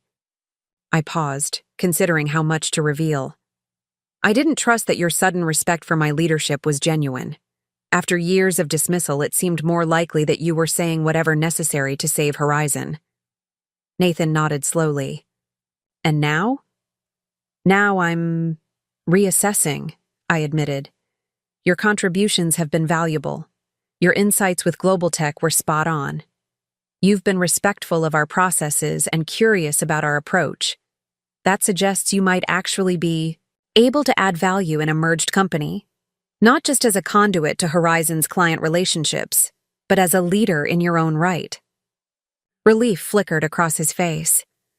Thank you for being honest, and for giving me a genuine opportunity to prove myself. Don't thank me yet, I cautioned. We're only halfway through your trial period. There's still the question of what role you would play in a merged company. He leaned forward, suddenly energized. Actually, I've been thinking about that. With your permission, I'd like to prepare a proposal, not just for my role, but for how the integration of Horizon into Pinnacle could work most effectively. The request surprised me. You want to plan your own integration? I want to show you that I understand both companies' strengths and how they could complement each other, he clarified.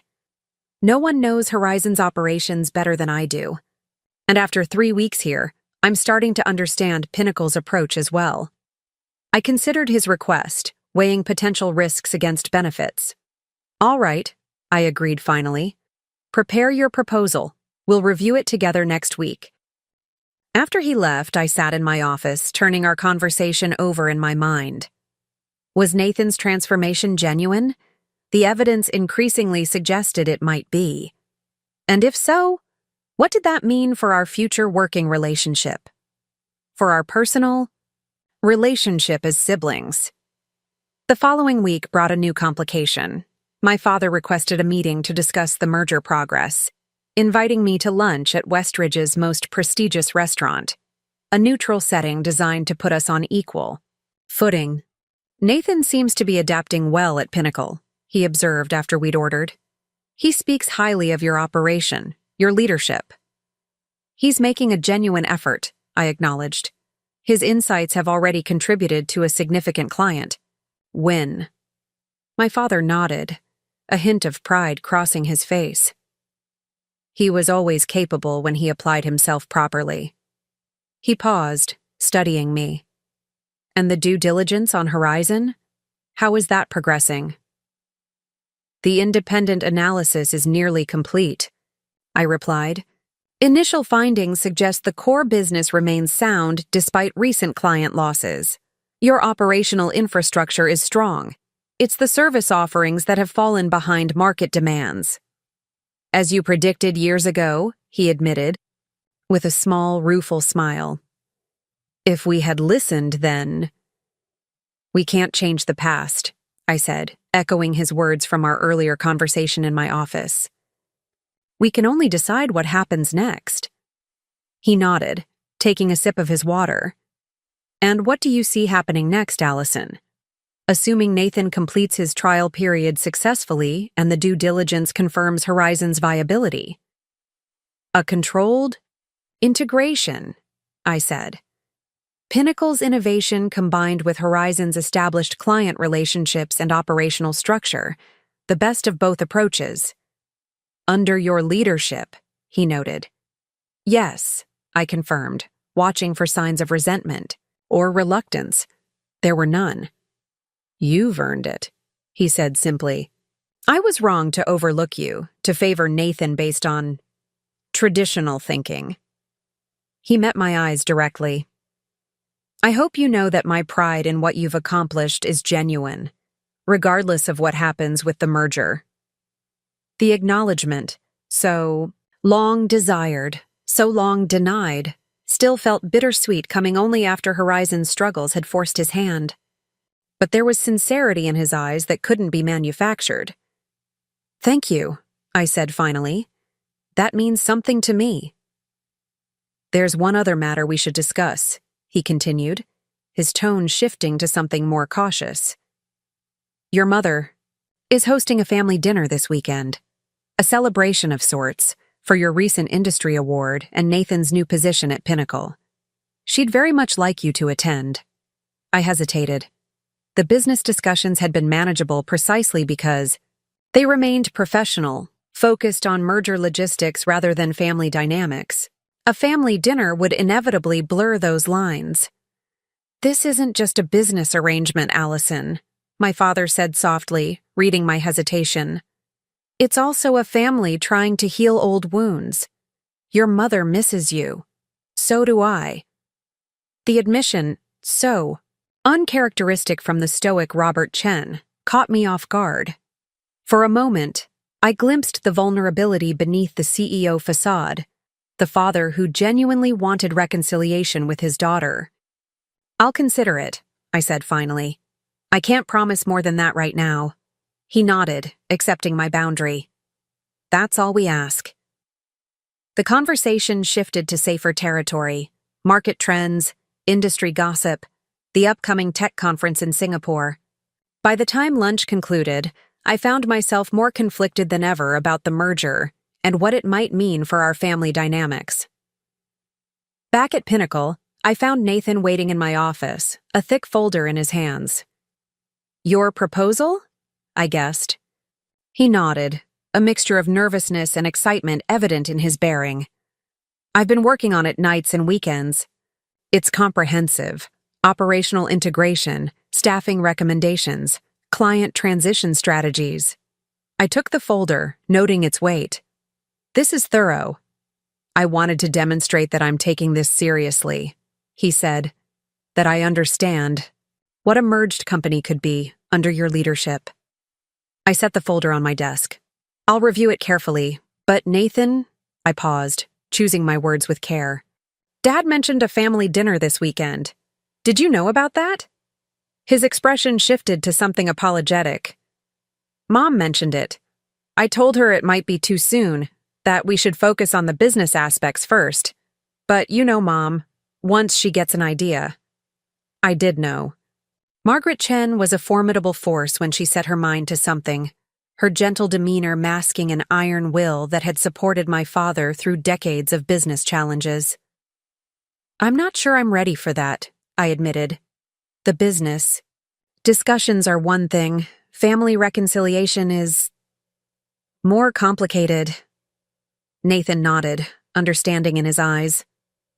"For what it's worth, I think Mom just wants her family together again. She doesn't expect everything to be magically resolved.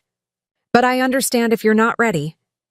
His empathy, so different from the dismissive brother I'd known, still felt strange, almost disconcerting. "I'll think about it," I said, echoing my response to our father. Over the next few days, I immersed myself in Nathan's integration proposal, impressed despite myself by its thoroughness and insight. He had identified operational synergies I'd overlooked, suggested staffing structures that maximized strengths from both companies, and outlined a client transition approach that minimized disruption while accelerating AI adoption. Most surprising was his recommendation for his own role, Chief Client Officer, focusing on relationship management and business development rather than corporate strategy or operations. It was a significant step down from CEO, but one that played to his strengths while acknowledging mine. "This is impressive," I told him when we met to discuss the proposal. "You've clearly put significant thought into how this integration could work." "I've had a lot of time to think about it," he replied. "Watching Pinnacle's operations, comparing them to Horizon's, it's been illuminating. We were so focused on maintaining what worked in the past that we couldn't see the future. You built Pinnacle around that future. The acknowledgement, my vision validated by the brother who had once dismissed it, felt like the closing of a circle that had begun the day he called me the stupid sister." There's one aspect of your proposal we should discuss further, I said, turning to a specific page. You've suggested keeping most of Horizon's operational staff but transitioning away from nearly all the executive team except yourself. That's going to create significant resistance. Nathan nodded grimly. I know. But most of Horizon's executive team shares the same blind spots Dad and I had. They're wedded to traditional approaches, resistant to the kind of innovation Pinnacle represents. Keeping them would create constant friction during integration. It would also mean asking you to manage some difficult conversations with longtime colleagues, I pointed out. People you've worked with for years. Yes, he acknowledged. And I'm prepared to do that. It's part of taking responsibility for where Horizon ended up, for the culture I perpetuated as CEO. His willingness to shoulder that burden, to be the bearer of difficult news to people he'd worked alongside for years, spoke volumes about his commitment to making the merger work. This wasn't the Nathan who had shirked difficult conversations, who had delegated unpleasant tasks to others. This was someone taking ownership of his decisions and their consequences. I'll take your recommendations under serious consideration, I said. The independent analysis of Horizon will be complete by end of week. Assuming it confirms what we've already seen, we can begin formal merger discussions. Relief crossed his face. Thank you, Allison, for giving me this chance, for considering the merger. I know it can't have been easy given our history. It wasn't, I acknowledged candidly. And we're not done yet. There's still the question of the family dinner this weekend. Nathan shifted in his seat, clearly uncertain how to respond. Mom really wants you there, he said finally, but everyone understands if you're not ready. I studied him, trying to separate the business considerations from the personal ones. Nathan had proven himself valuable at Pinnacle, demonstrating both expertise and a willingness to adapt. The merger made business sense for both companies. But the personal reconciliation, with Nathan, with my father, with the family dynamics, that had shaped and sometimes limited me, that was more complicated. Would you go, if you were me? I asked suddenly. If the situations were reversed? He considered the question seriously, not rushing to answer. Honestly? I don't know, I'd like to think I would, but the way I treated you, the things, I said. He shook his head. You have every right to keep this strictly business. His honesty was refreshing. No platitudes, no pressure, just an acknowledgement of the complexity of our situation. And yet you're hoping I'll come. I noted. Yes, he admitted. Not just for Mom's sake, for mine too. Because despite everything, we're still family. And because I'm genuinely proud of what you've built, Allie. I'd like a chance to tell you that somewhere other than a conference room. The use of my childhood nickname, spoken with genuine affection rather than condescension, stirred something I'd thought long buried. A memory of a time before business competition had complicated our relationship, when Nathan had been my big brother and I his admiring little sister. I'll be there, I decided suddenly. But Nathan, I'm not promising some magical family reconciliation. There's still a lot of history between us, a lot of hurt. That doesn't disappear overnight. I know, he said, relief evident in his voice. No one's expecting perfection.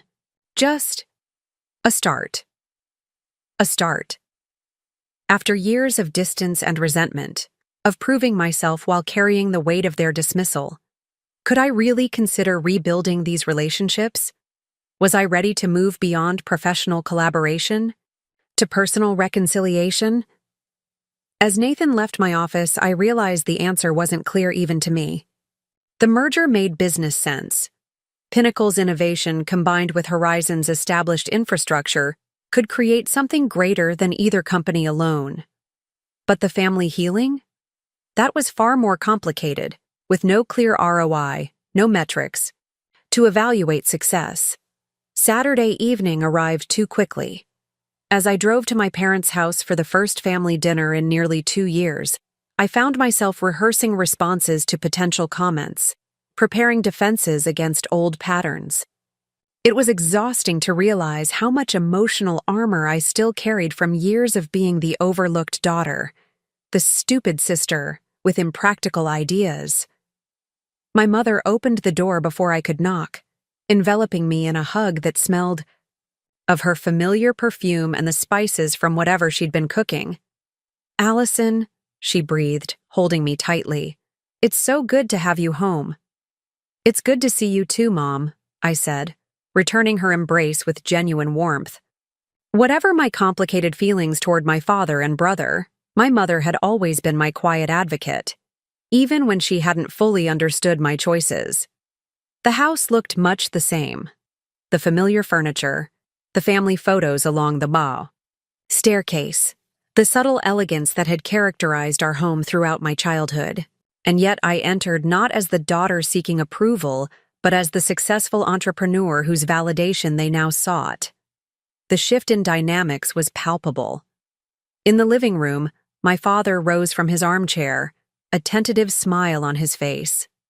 "Allison, thank you for coming." Nathan, standing by the fireplace, nodded in greeting, his expression a mixture of hope and caution. "Allie." For a moment, we all simply stood there, the weight of shared history and recent changes hanging in the air between us. Then my mother broke the tension with a clap of her hands. "Dinner's almost ready. Nathan, help your sister with her coat. Robert, pour the wine."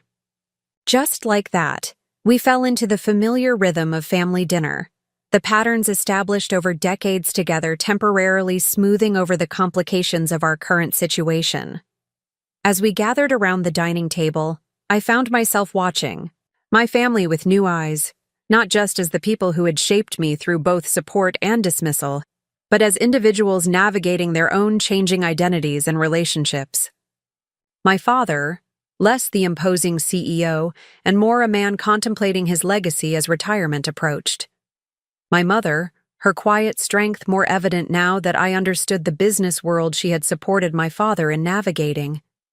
And Nathan, perhaps the most transformed of all, showing glimpses of the brother he might have been, had competition and traditional expectations not warped our relationship. "A toast," my father said, raising his glass once we were all seated. "To new beginnings. To Pinnacle's success. And to family finding its way forward together." As we clinked glasses, I met Nathan's eyes across the table. In them, I saw not the dismissive brother who had once called me the stupid sister, but someone humbled by failure, enlightened by exposure to different perspectives, and genuinely proud of what I had built. The merger was still taking shape, its success not yet guaranteed. The family healing had only just begun, with years of patterns to unravel and new dynamics to establish. But in that moment, I allowed myself to imagine a future where both might succeed, where Pinnacle and Horizon could become something greater together, and where the Chen family might finally recognize and celebrate all its members' strengths. The stupid sister was long gone. In her place sat a visionary CEO ready to lead both companies into the future, and perhaps, along the way, to rebuild a family united by respect rather than divided by competition. The final month of Nathan's trial period at Pinnacle brought unexpected challenges. As news of our potential merger leaked to the industry press, competitors began aggressive moves to poach both companies' clients. Contech Industries, seeing their acquisition opportunity slipping away, launched what could only be described as a smear campaign, suggesting that Horizon's financial troubles were worse than reported, and that Pinnacle was making a dangerous gamble. "They're circling like vultures," Nathan observed during our emergency strategy meeting, calling every Horizon client, spreading rumors about service disruptions after the merger. I nodded grimly. "They're doing the same with our clients, claiming our focus will shift away from innovation to shore up Horizon's traditional services." The leadership teams from both companies, now working closely together as the merger took shape, gathered around the conference table in Pinnacle's offices. The independent financial analysis had confirmed Horizon's viability despite recent losses, and formal merger discussions were well underway. But this external threat demanded immediate response. "We need to get ahead of this," Taylor suggested. "Joint communication to all clients, transparent about the merger benefits, specific about how service will improve rather than decline." "Agreed," said Eric Thompson, who had surprised everyone by becoming one of the strongest advocates for the merger once Nathan brought him into discussions. "But we need more than just reassurance. We need to demonstrate immediate value from the combined expertise." All eyes turned to me. These moments, crisis points requiring decisive leadership, had become increasingly common as we navigated the complex merger process. Each time, I felt the weight of both companies' futures resting on my decisions. "Here's what we'll do," I said after a moment's consideration. "First, Nathan and I will personally contact our top 20 clients at each company, not through account. Managers, direct CEO communication." Heads nodded around the table. Nathan was taking notes, a habit he'd developed during his weeks at Pinnacle. "Second, we'll accelerate the rollout of our combined service offerings, the AI-enhanced analytics platform we've been developing for post-merger release. Let's make it available to select clients immediately as a preview of what's coming. That's at least 6 weeks ahead of schedule," our CTO pointed out, concern evident in his voice. "Then we work overtime to make it happen," I replied firmly. "We need to show concrete benefits from this merger, not just promise them." "Third," I continued, "Nathan and I will conduct a joint industry webinar next week, directly addressing the merger, the vision for the combined company, and how it benefits clients. Complete transparency, no corporate doublespeak." Nathan looked up from his notes. "That's aggressive," he observed, "but exactly what's needed. Contech is exploiting uncertainty. We eliminate that uncertainty by being completely open about our plans." "Can we be ready that quickly?" Eric asked. "We have to be," I replied. "Otherwise, we'll be playing defense against these rumors for months." The team dispersed with clear action items, energized despite the challenge ahead. As people filed out, Nathan remained behind, a thoughtful expression on his face. "What?" I asked, gathering my materials. "I was just thinking about how differently this would have played out at Horizon," he said. "Dad would have retreated into secrecy, issued some vague statement about business as usual, and hoped the rumors died down on their own." "And you?" I asked. "What would CEO Nathan have done 6 months ago?" He considered the question seriously. "Probably something similar, with more aggression toward Contech. I would have made it about corporate rivalry rather than client benefits." He shook his head ruefully. "And it would have failed miserably." "You've changed," I observed. "I've learned," he corrected. "From you, from Pinnacle's approach, from my own failures at Horizon. The question is whether I've learned enough to be genuinely valuable in the merged company." The vulnerability in his question, asked just days before his trial period concluded, struck me. The arrogant brother, who had dismissed me as the stupid sister, was truly gone, replaced by someone capable of honest self-assessment and growth. "You have," I assured him. "Your insights on client relationships have been invaluable. Your proposal for the integration is the blueprint we're following. And you've adapted to Pinnacle's culture faster than I honestly expected." Relief crossed his face. "So the chief client officer role is yours if you want it," I confirmed. "The formal offer letter is being prepared. I was going to present it at the end of your trial period, but given current circumstances—" "I want it," he said immediately, then caught himself with a small smile. "Though I suppose I should review the details first." "Probably wise," I agreed, returning his smile. The next week was a whirlwind of activity. Personal calls to key clients, rushed development of our preview platform, preparation for the webinar that would publicly unveil our merged vision. Nathan and I worked side by side through long days and late nights, our complementary skills creating a rhythm neither of us could have managed alone. "You handle the innovation messaging," he suggested as we outlined the webinar content. "That's your strength, the vision that made Pinnacle successful. I'll cover the client transition aspects, the practical, how this works details." "Good thinking," I agreed, noting how easily we'd fallen into collaborative planning rather than competitive positioning. "We should also address the elephant in the room directly, that we're siblings with a complicated history who are now partnering to lead this company forward." Nathan hesitated. "How much of that history do we share?" "Publicly.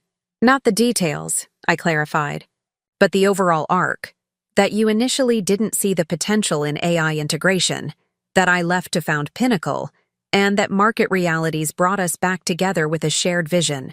It humanizes the merger, makes it about growth and learning, rather than just business strategy." He nodded slowly. "It's also the truth, though not a particularly flattering one for me. Growth rarely comes from our proudest moments," I pointed out. "It comes from recognizing our mistakes and doing better." The night before the webinar, as we finalized our presentation in my office, Nathan brought up something unexpected.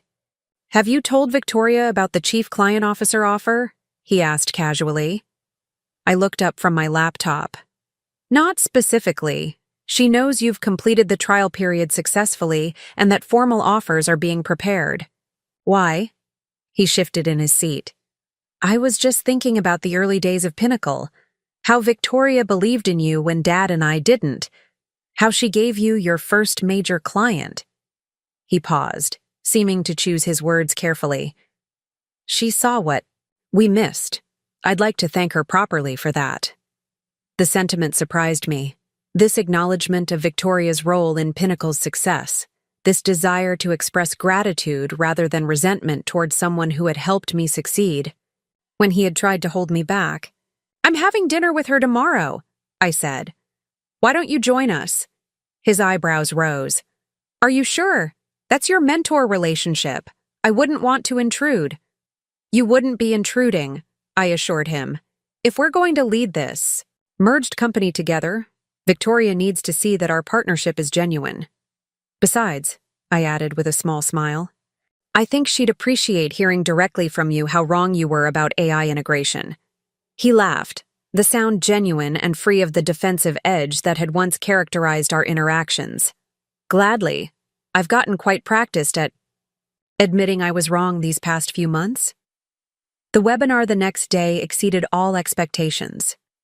Over 800 industry professionals logged in to hear our vision for the merged company, a remarkable number for a hastily arranged event. Nathan and I presented as a unified team, our different styles complementing rather than competing with each other. When we reached the portion addressing our personal history, Nathan surprised me with his candor. "Many of you know that Allison and I are siblings," he began, his tone conversational but sincere. "What you may not know is that when Allison first proposed integrating AI solutions at Horizon, I dismissed the idea completely. In fact," he continued, glancing at me with a rueful smile, "I believe my exact words were that she was just the stupid sister with big dreams." A shocked murmur rippled through the in-person audience, while the chat function of the webinar exploded with comments. "It was the most short-sighted thing I've ever said," Nathan continued, "and the most incorrect. Allison left to found Pinnacle.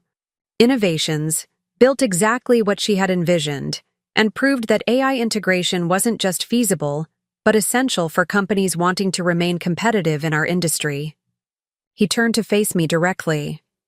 "Meanwhile, under my leadership, Horizon clung to traditional approaches and began losing market share.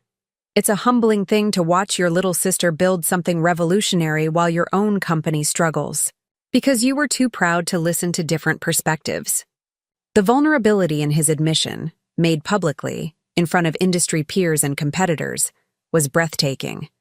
This wasn't the carefully managed corporate messaging I'd expected. This was raw honesty about failure, learning, and growth. Nathan is being characteristically hard on himself, I interjected, stepping forward. The truth is, we both brought valuable perspectives to the table. My focus on innovation needed his expertise in client relationships and operational stability. The merged company will be stronger because it combines these approaches rather than choosing between them. The rest of the webinar unfolded seamlessly, with client questions reflecting genuine interest rather than concern about the merger. By the time we concluded, the chat was filled with positive comments about our transparency, our clear vision, and even the sibling dynamic that had gone from rivalry to partnership. That was, Nathan began as we powered down the equipment, afterward. Unexpectedly effective, I finished for him. Your honesty about our history resonated more than any corporate messaging could have. It felt right, he said simply. No more facades, no more pretending I had all the answers. Just the truth. That I was wrong, I learned from it, and now, we're building something better together. That evening, when Nathan joined Victoria and me for dinner, I watched with amazement as he expressed genuine gratitude for her early support of Pinnacle. There was no defensiveness, no attempt to justify Horizon's approach, just honest acknowledgement of his own blind spots and appreciation for her vision. You saw what Robert and I missed, he told her.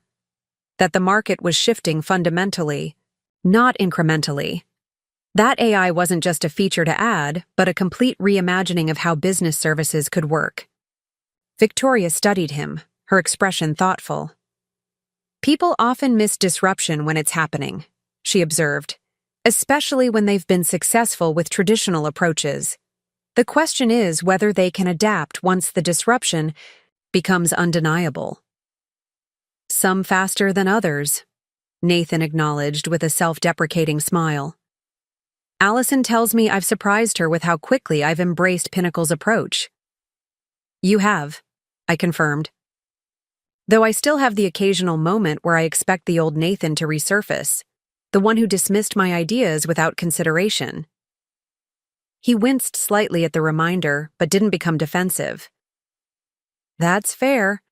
Trust is rebuilt over time, not overnight. Victoria looked between us, a hint of approval in her expression. This partnership could work, she said finally, not just as a business arrangement, but as a genuine collaboration between complementary talents. The merger became official 3 months later, after intensive integration planning and careful client communication.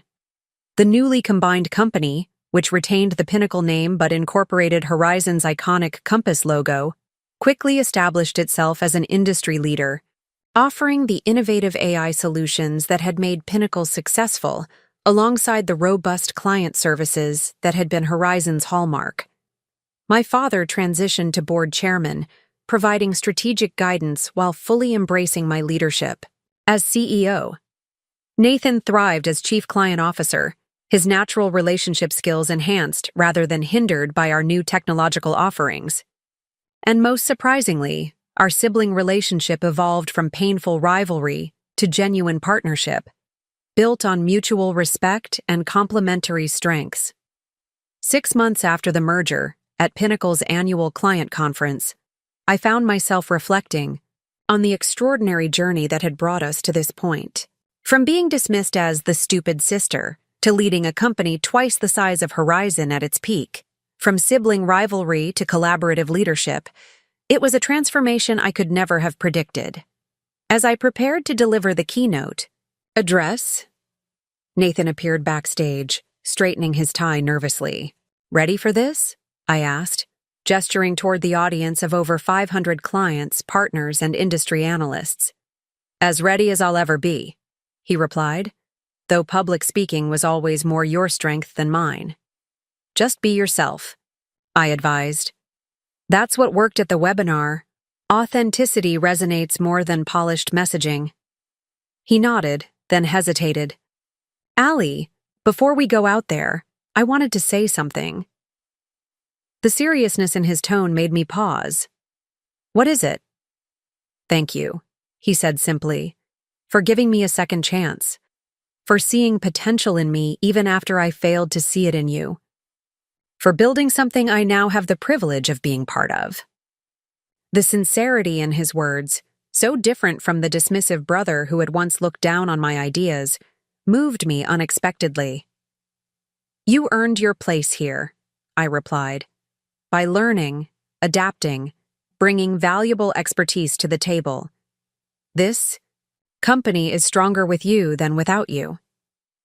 He smiled, the expression free of the competitive edge that had once characterized our interactions. The stupid sister and her humbled brother, he mused. Who would have thought we'd end up here? I would have, came a voice from behind us. We turned to find our father approaching, elegant in his charcoal suit, pride evident in his expression. If I had been wiser, if I had seen clearly what each of you brought to the table, I would have known this partnership was always the strongest possibility. The admission, from the man who had once favored Nathan without question, who had dismissed my vision until circumstances forced him to reconsider, felt like the closing of a circle long left open. We got here eventually, I said, including both men in my gaze. That's what matters. As we walked onto the stage together, greeted by enthusiastic applause from the packed auditorium, I felt a sense of completion that transcended business, success. The journey from overlooked daughter to visionary CEO had been painful, challenging, filled with moments of both vindication and difficult growth. But the destination, leading a company that truly valued innovation alongside tradition, building something greater than any of us could have created alone, made every step worthwhile. The stupid sister was gone forever. In her place stood Chen, CEO of Pinnacle Innovations, the woman whose vision had transformed not just an industry, but a family.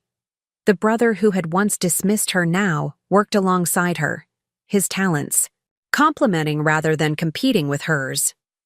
The father who had overlooked her now proudly introduced her as the leader who had saved his legacy while building her own. As I stepped to the microphone, surveying the audience eager to hear our vision for the future, I caught Nathan's eye. He nodded slightly, a gesture of respect and partnership that would have seemed impossible just a year earlier.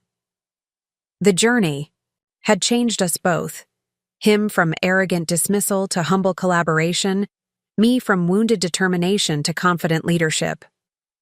Welcome to the new pinnacle, I began, my voice strong and clear, where innovation meets experience, where we don't just adapt to the future, we create it. And in that moment, addressing a room full of people who now looked to me for vision and leadership, I silently thanked the brother who had once underestimated me. His dismissal had forced me to prove my worth not just to him or to my father, but most importantly to myself. The stupid sister had built something remarkable and brought her family along for the journey. The ending wasn't perfect. Family dynamics rarely are. There were still moments when old patterns threatened to resurface, when Nathan's suggestion carried echoes of his former dismissiveness, when my response held traces of lingering resentment. But with each successful collaboration, each joint decision that leveraged our different strengths, the past receded further into memory, replaced by a partnership neither of us could have imagined. Sometimes the greatest triumphs come not from defeating our adversaries, but from transforming them into allies. Sometimes the deepest wounds become the foundation for our greatest strengths. And sometimes, just sometimes, the stupid sister with big dreams becomes the visionary leader who reshapes not just an industry, but the very family that once dismissed her. You know, Nathan said one evening as we reviewed quarterly results that had exceeded even our optimistic projections, I've been thinking about that day when I called you the stupid sister. I looked up, surprised by the reference to a moment we rarely discussed directly. It was the worst thing I ever said to you, he continued. But in a strange way, It might have been the best thing that could have happened. If I hadn't pushed you away, you might never have founded Pinnacle. You might have compromised your vision to fit within Horizon's constraints. The world would have lost something valuable. That's an optimistic way of looking at a painful moment, I observed. He shrugged. Maybe. But I've learned that failure and pain often precede the greatest growth. My failure as Horizon's CEO led to personal growth I wouldn't have experienced otherwise. Your pain at being dismissed led you to build something revolutionary. His perspective was surprisingly insightful, a recognition that our journey, however difficult, had led us exactly where we needed to be. So, in retrospect, I said with a small smile, I should thank you for being such a dismissive jerk. He laughed, the sound genuine and free of defensiveness. Maybe not thank me, he suggested, but perhaps we can both appreciate that the path, however difficult, led us to something better than either of us could have created alone. As I considered his words, I realized that the true transformation wasn't just in our business success, or even in our improved sibling relationship. It was in how we both now approached challenges, with openness to different perspectives, with awareness of our own blind spots, with appreciation for complementary strengths rather than competition. The stupid sister and her dismissive brother had both disappeared, replaced by partners who recognized that the best outcomes emerge when different viewpoints are valued rather than suppressed. It wasn't the ending I had imagined when I stormed out of Horizon that day, wounded by Nathan's cruel words.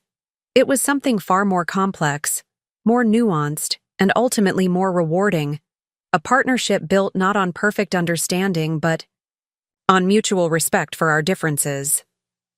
As Nathan gathered his materials to leave, he paused at the door of my office. By the way, he said casually, did you see Contech's quarterly report? Down 18% since our merger announcement. Turns out their predatory business model doesn't work when potential acquisitions join forces instead. I smiled, appreciating both the information and the subtle acknowledgement of our joint success. Karma has a way of finding those who prey on others' struggles. Indeed it does, he agreed. Fortunately for us, so does opportunity when people set aside their egos and work together. As he left, I turned to the window, looking out at the Westridge skyline where Pinnacle's headquarters now stood as one of the most prominent buildings. The stupid sister had come a long way, building a company, saving a family legacy, and most, surprisingly of all, transforming a painful relationship into a productive partnership. Sometimes the greatest victory isn't proving others wrong, but creating something so undeniably right that former adversaries become your strongest advocates. And sometimes the most powerful words aren't "I told you so," but "let's build something together." Up next, you've got 2 more standout stories right on your screen. If this one hit the mark, you won't want to pass these up. Just click and check them out.